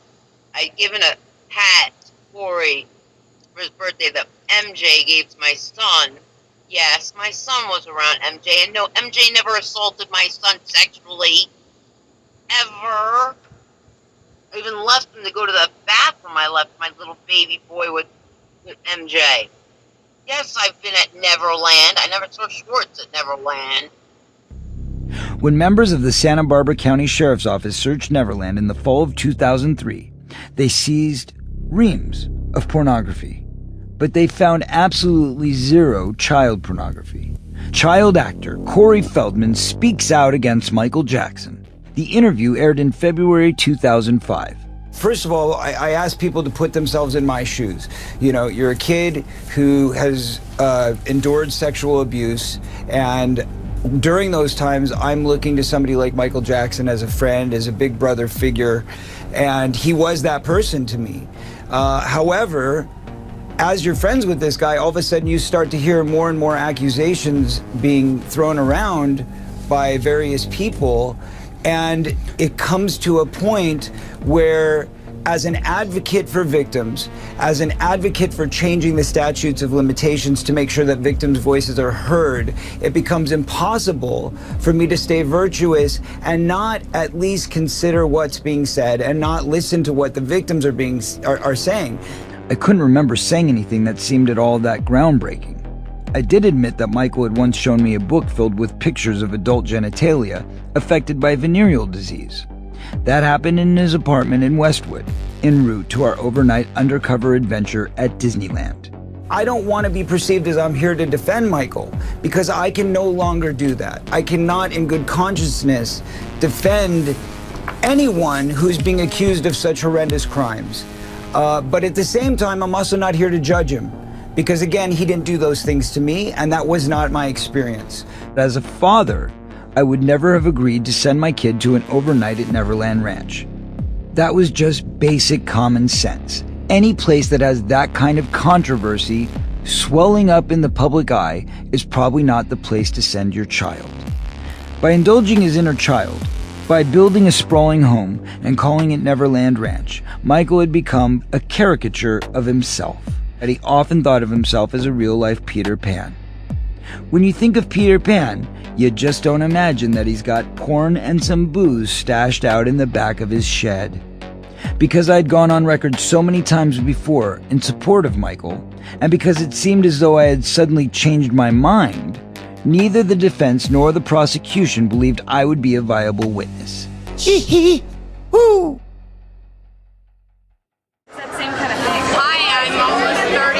My name is Corey Feldman, and I barely play an instrument. Here's what I'm going to do. I'm going to go make a whole other band, not put my name on it, not put my face on it. It's going to be called Truth Movement, and maybe if I just put out music as a piece and it's art and I keep my name away from it, I can see what people really think. On my Truth Movement album, a lot of people have called Truth Movement similar to Pink Floyd, a sister band to Pink Floyd. Pink Floyd's own websites said that out of all of the thousands of albums that they've received through the years, which say that they have a Pink Floyd sound, our band is the only one that ever got it right. I really did everything I could to keep it as authentic as possible, as an extension or a sister band or whatever you want to think of it as some connection to my tribute to Pink Floyd without stealing from them in any way. My band is called Truth Movement for a reason. I do everything in the name of truth. My movie was called My Truth. So I believe in truth. Truth is my strongest moral guiding light, you know. Breaking news from Los Angeles, where 80s teen heartthrob Corey Haim has died from an apparent overdose. Police say there will be an autopsy and that there is no evidence of foul play. They say Haim had flu-like symptoms before he died and was getting over-the-counter medications. He passes away. And I turn on the news, and there it is all over CNN. When Corey first died, I heard the whole conversation. I heard my friend take his last breath. I thought he finally went to sleep. I had sent Corey a prepaid phone because his phone kept getting taken away. Corey was sick for the few days past before he passed away. He was running a high fever, wasn't feeling well. He also was taken to a pharmacy and filled a bottle of pain pills. None were found in his system. I'd love to know where those pills went. I believe that his death was accidental or otherwise, but I don't believe it was by his own hand. I don't believe it was his own doing, and I don't believe it was his intentions. I don't think this was a suicide, and I don't think it was an intentional overdose. The Los Angeles County coroner says actor Corey Haim died from pneumonia, not a drug overdose. The 38-year-old died March 10th after collapsing in his mother's apartment. I spoke to Haim every freaking day, and he would call me anytime he wanted, and he'd be on the phone for hours. I didn't expect to hear my friend take his last breath, which I thought he was finally asleep. The first thing that matters to me is I got to get to Judy. That's the only thing I can think of is poor Judy, poor Judy, poor Judy. I got to get to Judy. You came into my house, Corey Feldman, the day that Corey passed away, and you were shocked at the amount of people that were there. My friends, Corey's friends, you know why you were shocked? Because you weren't around. You have no idea who our friends were. So what did you do in your book? You called everybody a rubberneckers from your jealousy. Get a life. The day that it happened, it was early in the morning, March 10th. I got up in the morning. I heard what happened. I went over to their apartment. There's about 4 or 5 people in the apartment beside Bernie and Judy. I left after an hour and a half, whatever. Feldman had shown up after I left. I got back the next day, and Bernie pulls me outside to the little patio, and he proceeds to tell me about an hour and 20 minutes before I got there, Corey Feldman showed up and offered the family $250,000 to shoot the funeral in Toronto, edit it into the second season of Corey and Corey, the reality show, re-release it on television, get another year of airtime, and get better residuals out of DVDs. The body is still in the coroner's office. Well, they threw him out. I mean, they got pissed and they threw him out. Corey Feldman goes on Larry King, and they're talking about this and that, and he asks, Larry King asks him, "Are you going to the funeral?" Mm-hmm. Now, if he was any kind of a human being, he would have said, "You know what, Larry? I just went through my divorce. His second wife had filed for divorce, and he had no money. Not even a credit card to put down." Corey Feldman offered to pay for that funeral. You did not see Scott Schwartz offering to pay for anything. Why you were not present at your best friend's funeral? Sure. The bottom line is it hit at a very hard time financially. I was not able to buy a plane ticket. That's the truth. Instead, he came up with, "Oh, no, you see, the family asked me not to come to the funeral because it would have been a media spectacle." As if he's Michael Jackson. He leaves Larry King, and him or one of his people called TMZ, "Hey, I'm going to Sunset Tattoo Parlor. Come over and see me get a tattoo of Corey Haim." Corey! I see you're getting a tattoo today. Yes, indeed. What are you getting? I mean, Corey Haim's funeral is today, isn't it? Yes. And you didn't go to Toronto? No, I couldn't go because there was too much press. I was trying to avoid you guys. Well, what are you getting? You're getting a tattoo. What is this? Can you tell me about it? 222 represents Corey Haim. On the day of his funeral, I felt that I should mark him on my body forever. And he had a 222 on his body as well. So now we're matching. Remember 222, the Two Corey song that we did? You hated his his dead friend tribute? Yeah. Why did you hate it? It made me uncomfortable. Did he ever get fucked up? The whole way that he represents Haim is so disgusting. And it just always felt like he was trying to capitalize off of the other Corey, you know? Yeah. Is he doing it because it's his best friend, or is he doing it because he's getting the play and sympathy and the TMZ thing? It's publicity. Oh, absolutely. Okay. Feldman is a profiteer. This is what he does. Yeah. He has to make money on everything. Yeah. I don't care what he does. He has to make money, even on the death of his supposed best friend. Scott Schwartz, let me tell you something about yourself. You have not changed since school. No, not one iota. I didn't see Corey Feldman on television. His body wasn't even cold, and you took advantage of Judy. You took advantage of a woman who lost her son and sold his stuff on fucking national TV, and his body wasn't even cold. Judy started cleaning out Corey's bedroom. She's putting stuff in bags. You know, she's gonna throw out this stuff. She's gonna donate this to Goodwill, whatever. And I said, listen, you don't have enough money to bury this kid. You don't have the money. I said, give me the stuff. I will put it up on eBay. I will sell it for you. I will say it's coming from the Haim family. It's authentic. So she put it up on Access Hollywood, the little thing that they did. It helped get sales. It helped get them a nice chunk of money to help bury Corey and have a nice stone. Took advantage of you, Judy. I really wish you'd wake up and see that. That's mysterious. I'd still like to know where that phone is that I sent Corey. Because allow me to tell you, it was fully charged. So I heard Judy call 911. I heard her screaming. And obviously, somebody has that phone. I don't know who's got that phone. Maybe Schwartz sold that too on eBay, for God's sake. Who knows? I told Bernie and Judy I would be there by September 1st. This is March 12th. In August of that year, I was making my plan, and I picked up the phone, and I called Mr. Feldman. And I said, hey, have you gone to see Haim yet? And he says, oh, well, you know, yeah, whatever. But, you know, I'm just really busy. Naturally. This is his best friend in the world. Yep.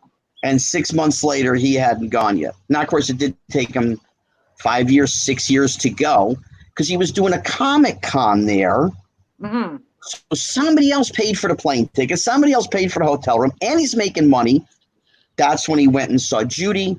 He went and saw the gravesite, talked Judy into taking a picture with him with the gravesite, which Judy didn't want to do, but he kept the emotional thing up and playing on her sympathies. So she took it with him saying, this is just for me. I will not put this on social media. I will not do anything with it. It's just for me. And of course, 48 hours later, he put it on his social media. So, Corey, I'm not going to tell your story.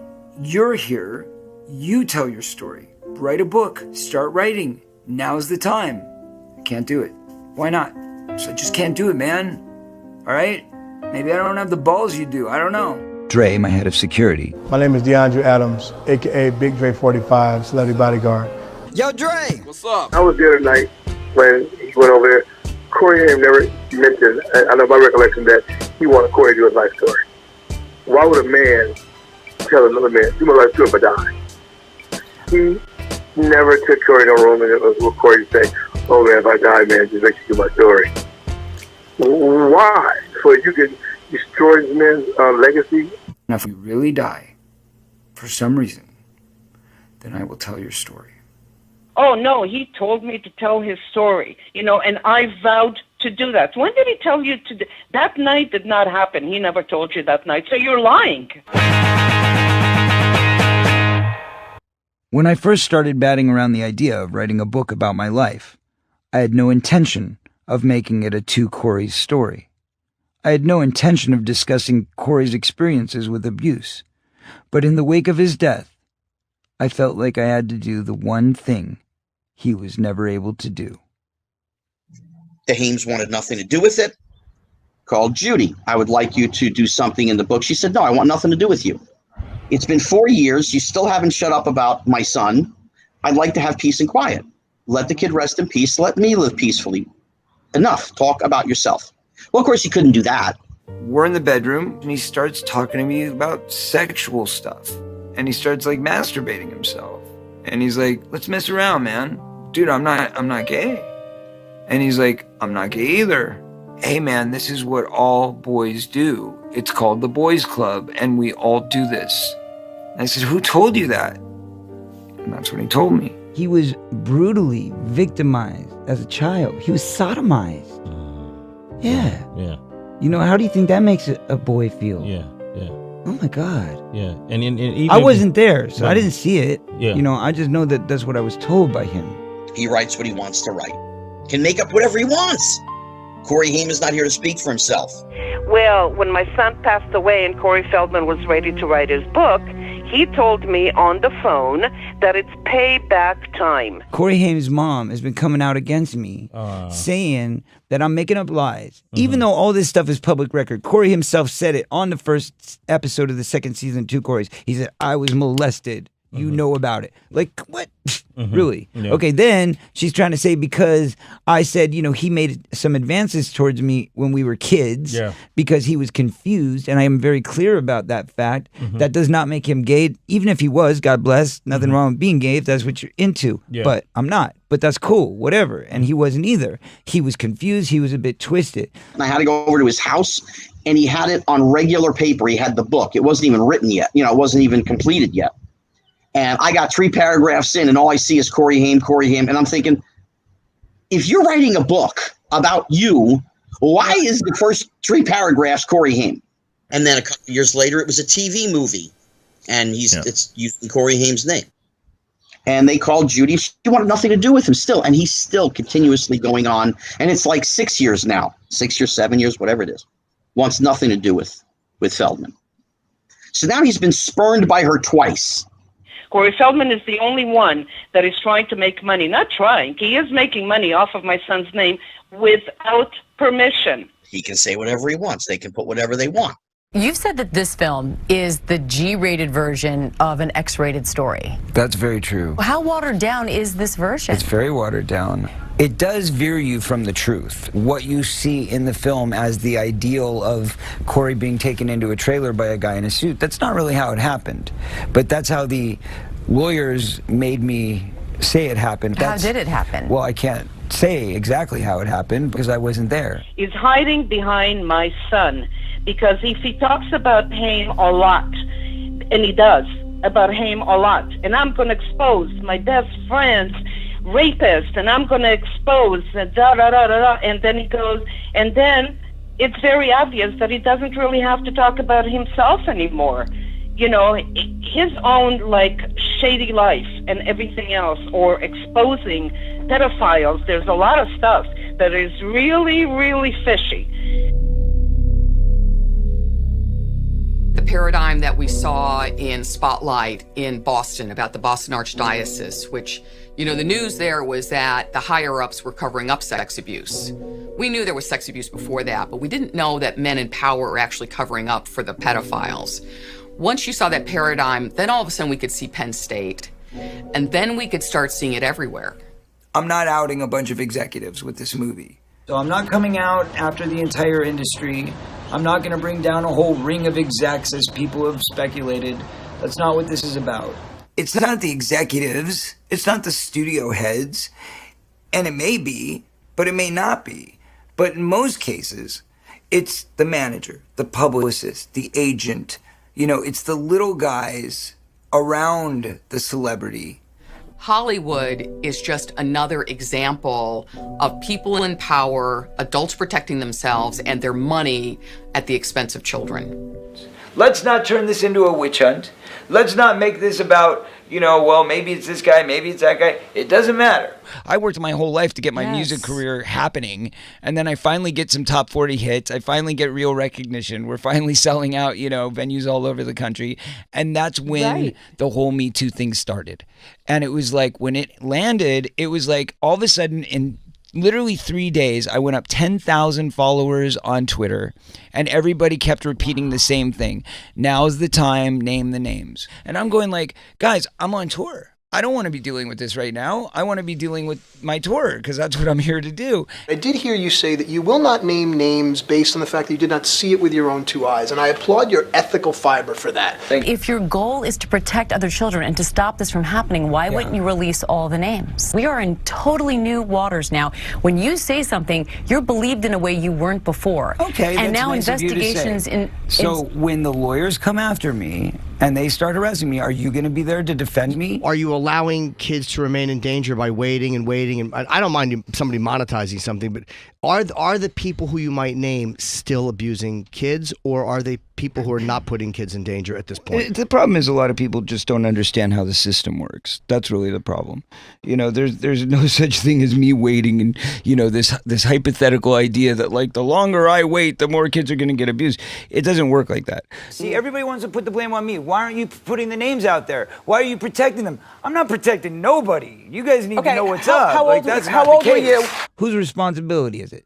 Is it my responsibility as his best friend? No, he shouldn't have been in that situation in the first place. The truth will be revealed if people donate to my campaign. What happened to Corey Haim? He told me the story. It's not my place to go out and name the name of his abuser because it didn't happen to me. But you seem to be saying if you get the $10 million and make the movie, you will do that. I still can't say what I didn't see. Will you But profit that from said- this film? I mean, hopefully, if I'm lucky, I deserve to, don't I?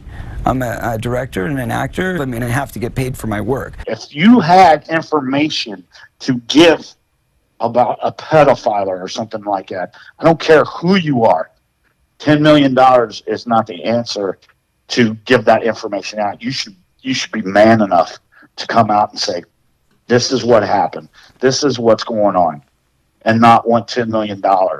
While he waits, other people are getting abused. To say, hey, we're going to be outing a pedophile at a certain point, the fair question is he still molesting kids? That's a fair question to ask in an interview. Of course it's a fair question, but it's also a fair question to say, like, why is it not the police responsibility? It's Absolutely. not my It is, responsibility. I mean, look, they know. Yeah.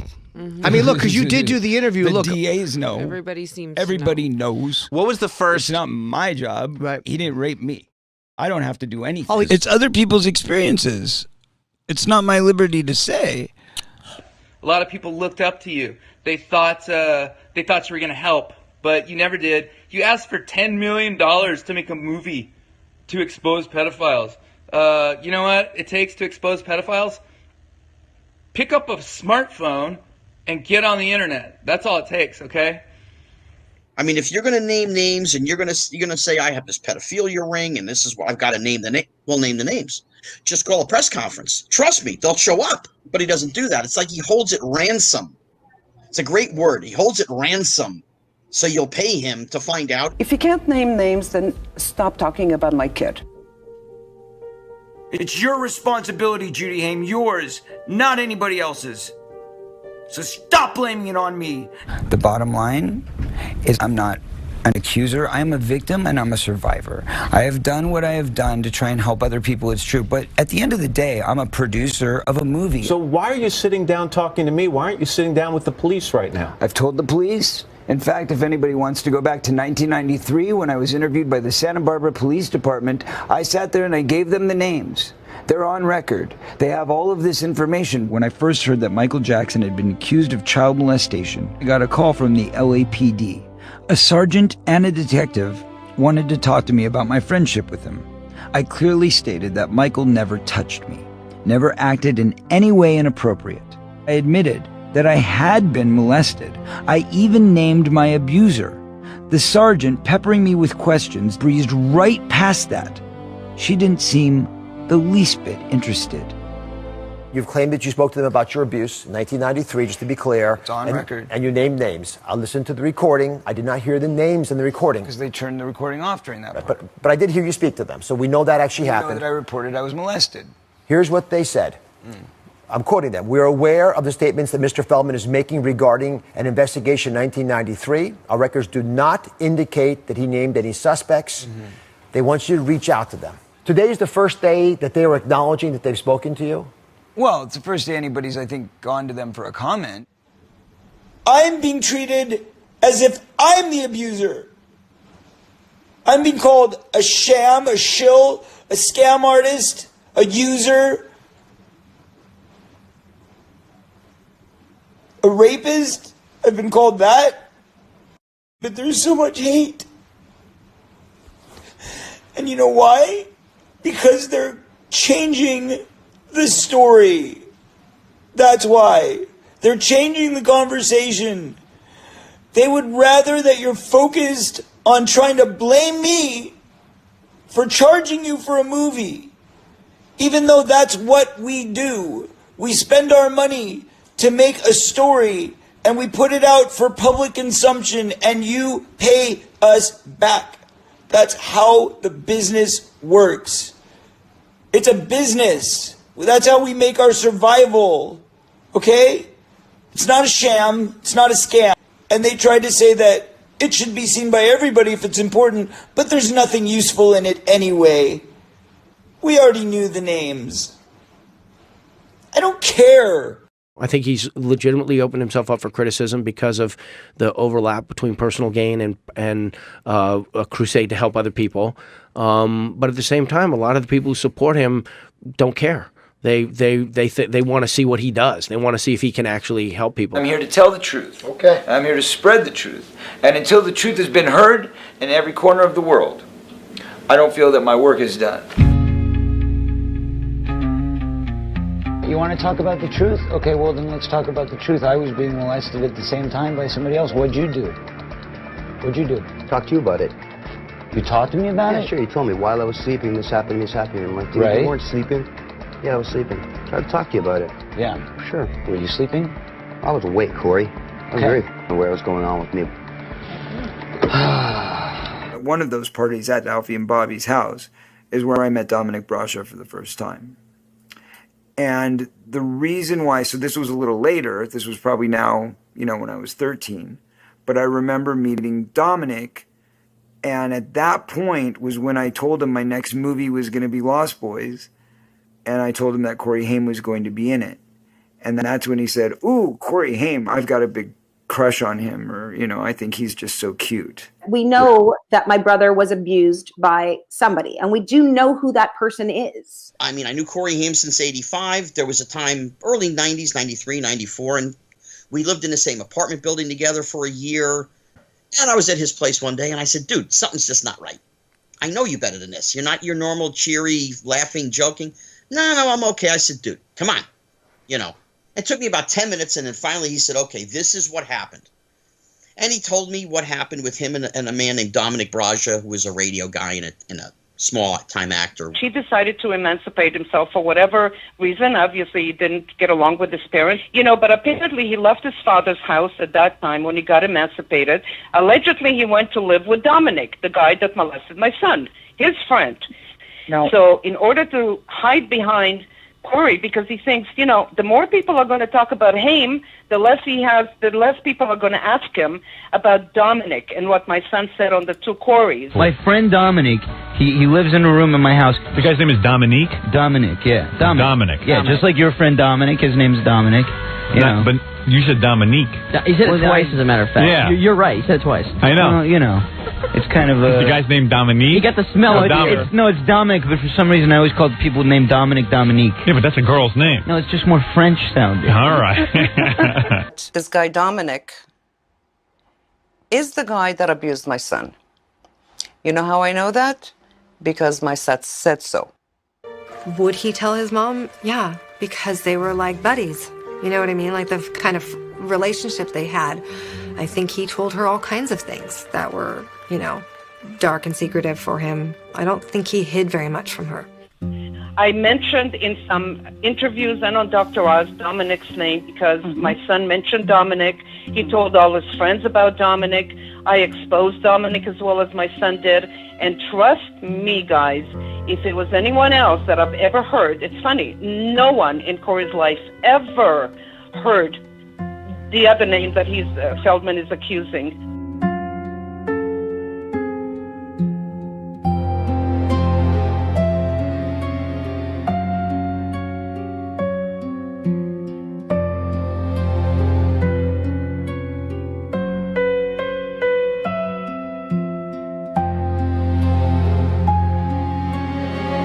No, but hold on. Okay, so it's a molester, but we're not...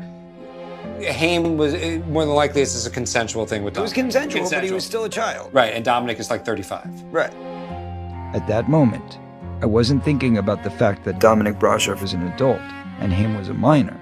I was thinking that I would do just about anything to get Haim to shut up and to stop him from hitting on me.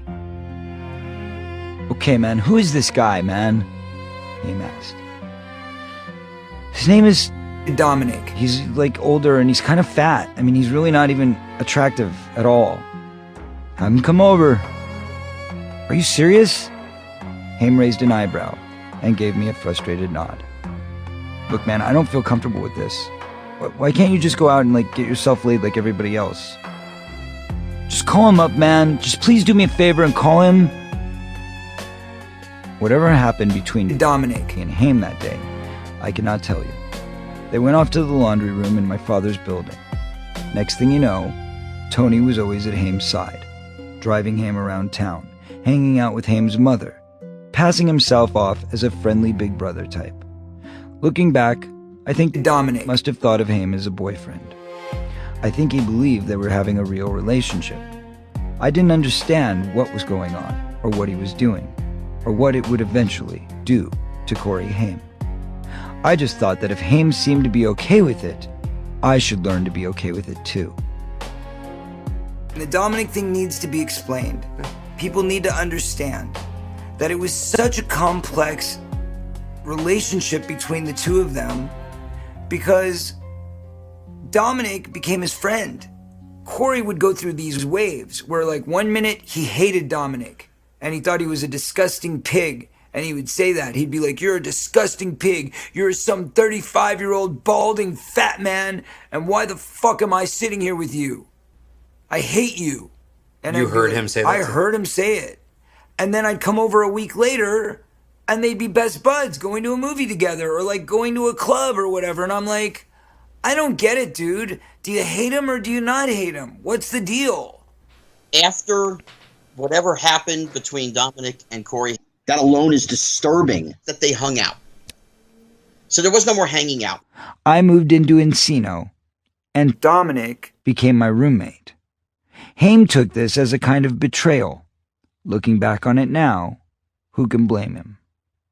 Whether it was denial or the fucked up way your brain works when you've been a victim yourself, I just didn't think of Dominic as a bad guy. I still thought erroneously and ridiculously that because Haim wanted it, the abuse had not been Dominic's fault. While Haim tolerated the arrangement and the two remained civil, Dominic even scored a small role in one of our upcoming films. You cast Dominic and Corey in two movies. Yeah. Okay, so we did National Lampoon's Last Resort together, and Corey thought it was a great idea to give Dominic a cameo in it. So we put him in the movie. That was our decision mutually to help him out and give him the spot. And then, of course, as soon as he's on the set, Corey's like, "Why is he here, man? I don't want him here." Like, well, you told him to hire him. What do you want to do? And he's like, "No, man, that was your idea." And I'm like, "No, it wasn't." Corey Feldman is putting together a movie called Busted. And it's a cop movie, it's a comedy, whatever. He puts the guy in the movie with Corey Haim, knowing what he did to his best friend. I had told Corey, of course, this is the cast. He knew who was in the cast. Dominic was my roommate at the time. How are you friends with this guy? How do you possibly not want to just hang him by a noose somewhere, put a bullet in his head? No, you're going to give him work because you're his friend. Feldman is a producer. He's directing, and he knows what happened with Dominic and Haim. And there was a fight on the set. There was an argument. Haim grabbed Feldman by the throat and threw him up against a wall or whatever and told him, "What's he doing here? What are you, crazy?" And it didn't come to blows, but Haim walked off the set. I wasn't there. I didn't see it, but I heard what happened. Yeah. From many different people. And of course, then what do you do? And how do you spin this and whatever? You can't tell the truth because it opens up too many questions. So Feldman spun it. Yeah, Corey Haim was having a bad day. I don't know if it was drug or alcohol induced or whatever it was, or blah, blah, blah, blah, blah. But he walked off the set. There's the spin. Finally, around right after Busted is when it really seeped in. And I said, "You really are serious now. Like, you're not going back anymore. You're done with it. Like, you really don't like Dominic anymore." And he's like, "Man, you know, it hurts me that you're still friends with him. It hurts me that you're still hanging out with him." And that's when I told Dominic he had to get out. There you go. And I moved. I moved in 95. I got my own apartment. I kicked out Dominic. And that was the last time I ever hung out with him. Feldman is the one who introduced Dominic to Haim, and they were friends previous to and after. He was friends with him all the way through until Dominic's passing, from what I understand.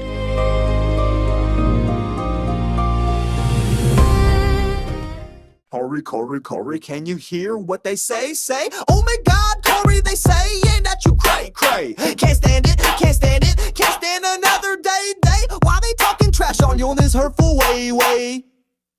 Was it something you done? Was it something you did? Can't they leave you alone? You the comeback kid. I stomping, I'm chomping, I'm frothing at the mouth now. They be illin' with no chillin', having a big cow. Now don't worry, no hurry. One day they gonna pay, yeah. Ain't nobody gonna rain on your parade. They so loony, you top goony, so just take it on the chin, man. Don't flip or lose your shit, just do the best you can, man. You stand by me, I'm gonna stand there with you. For the entertainment value, it's the least I can do too. So don't cry, dry your eye. You know Megalo, man. The whole bust a move like you're Michael Jackson. No fooling, you be schooling all those folks out in the yard. And when they think you down, you gonna come back hard. Bust it. Corey, can you hear what they say? Say, oh my God, Corey, they saying that you cray. Can't stand another day. Why they talking trash on you in this hurtful way?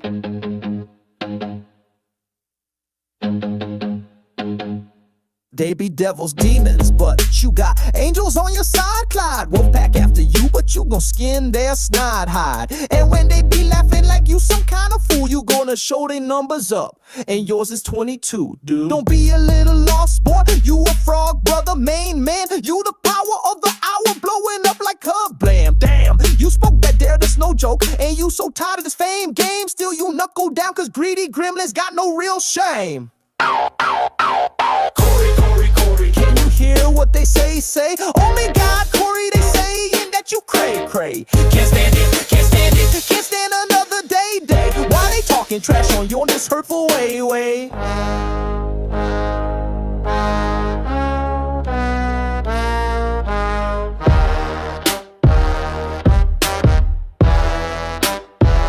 That's all, y'all.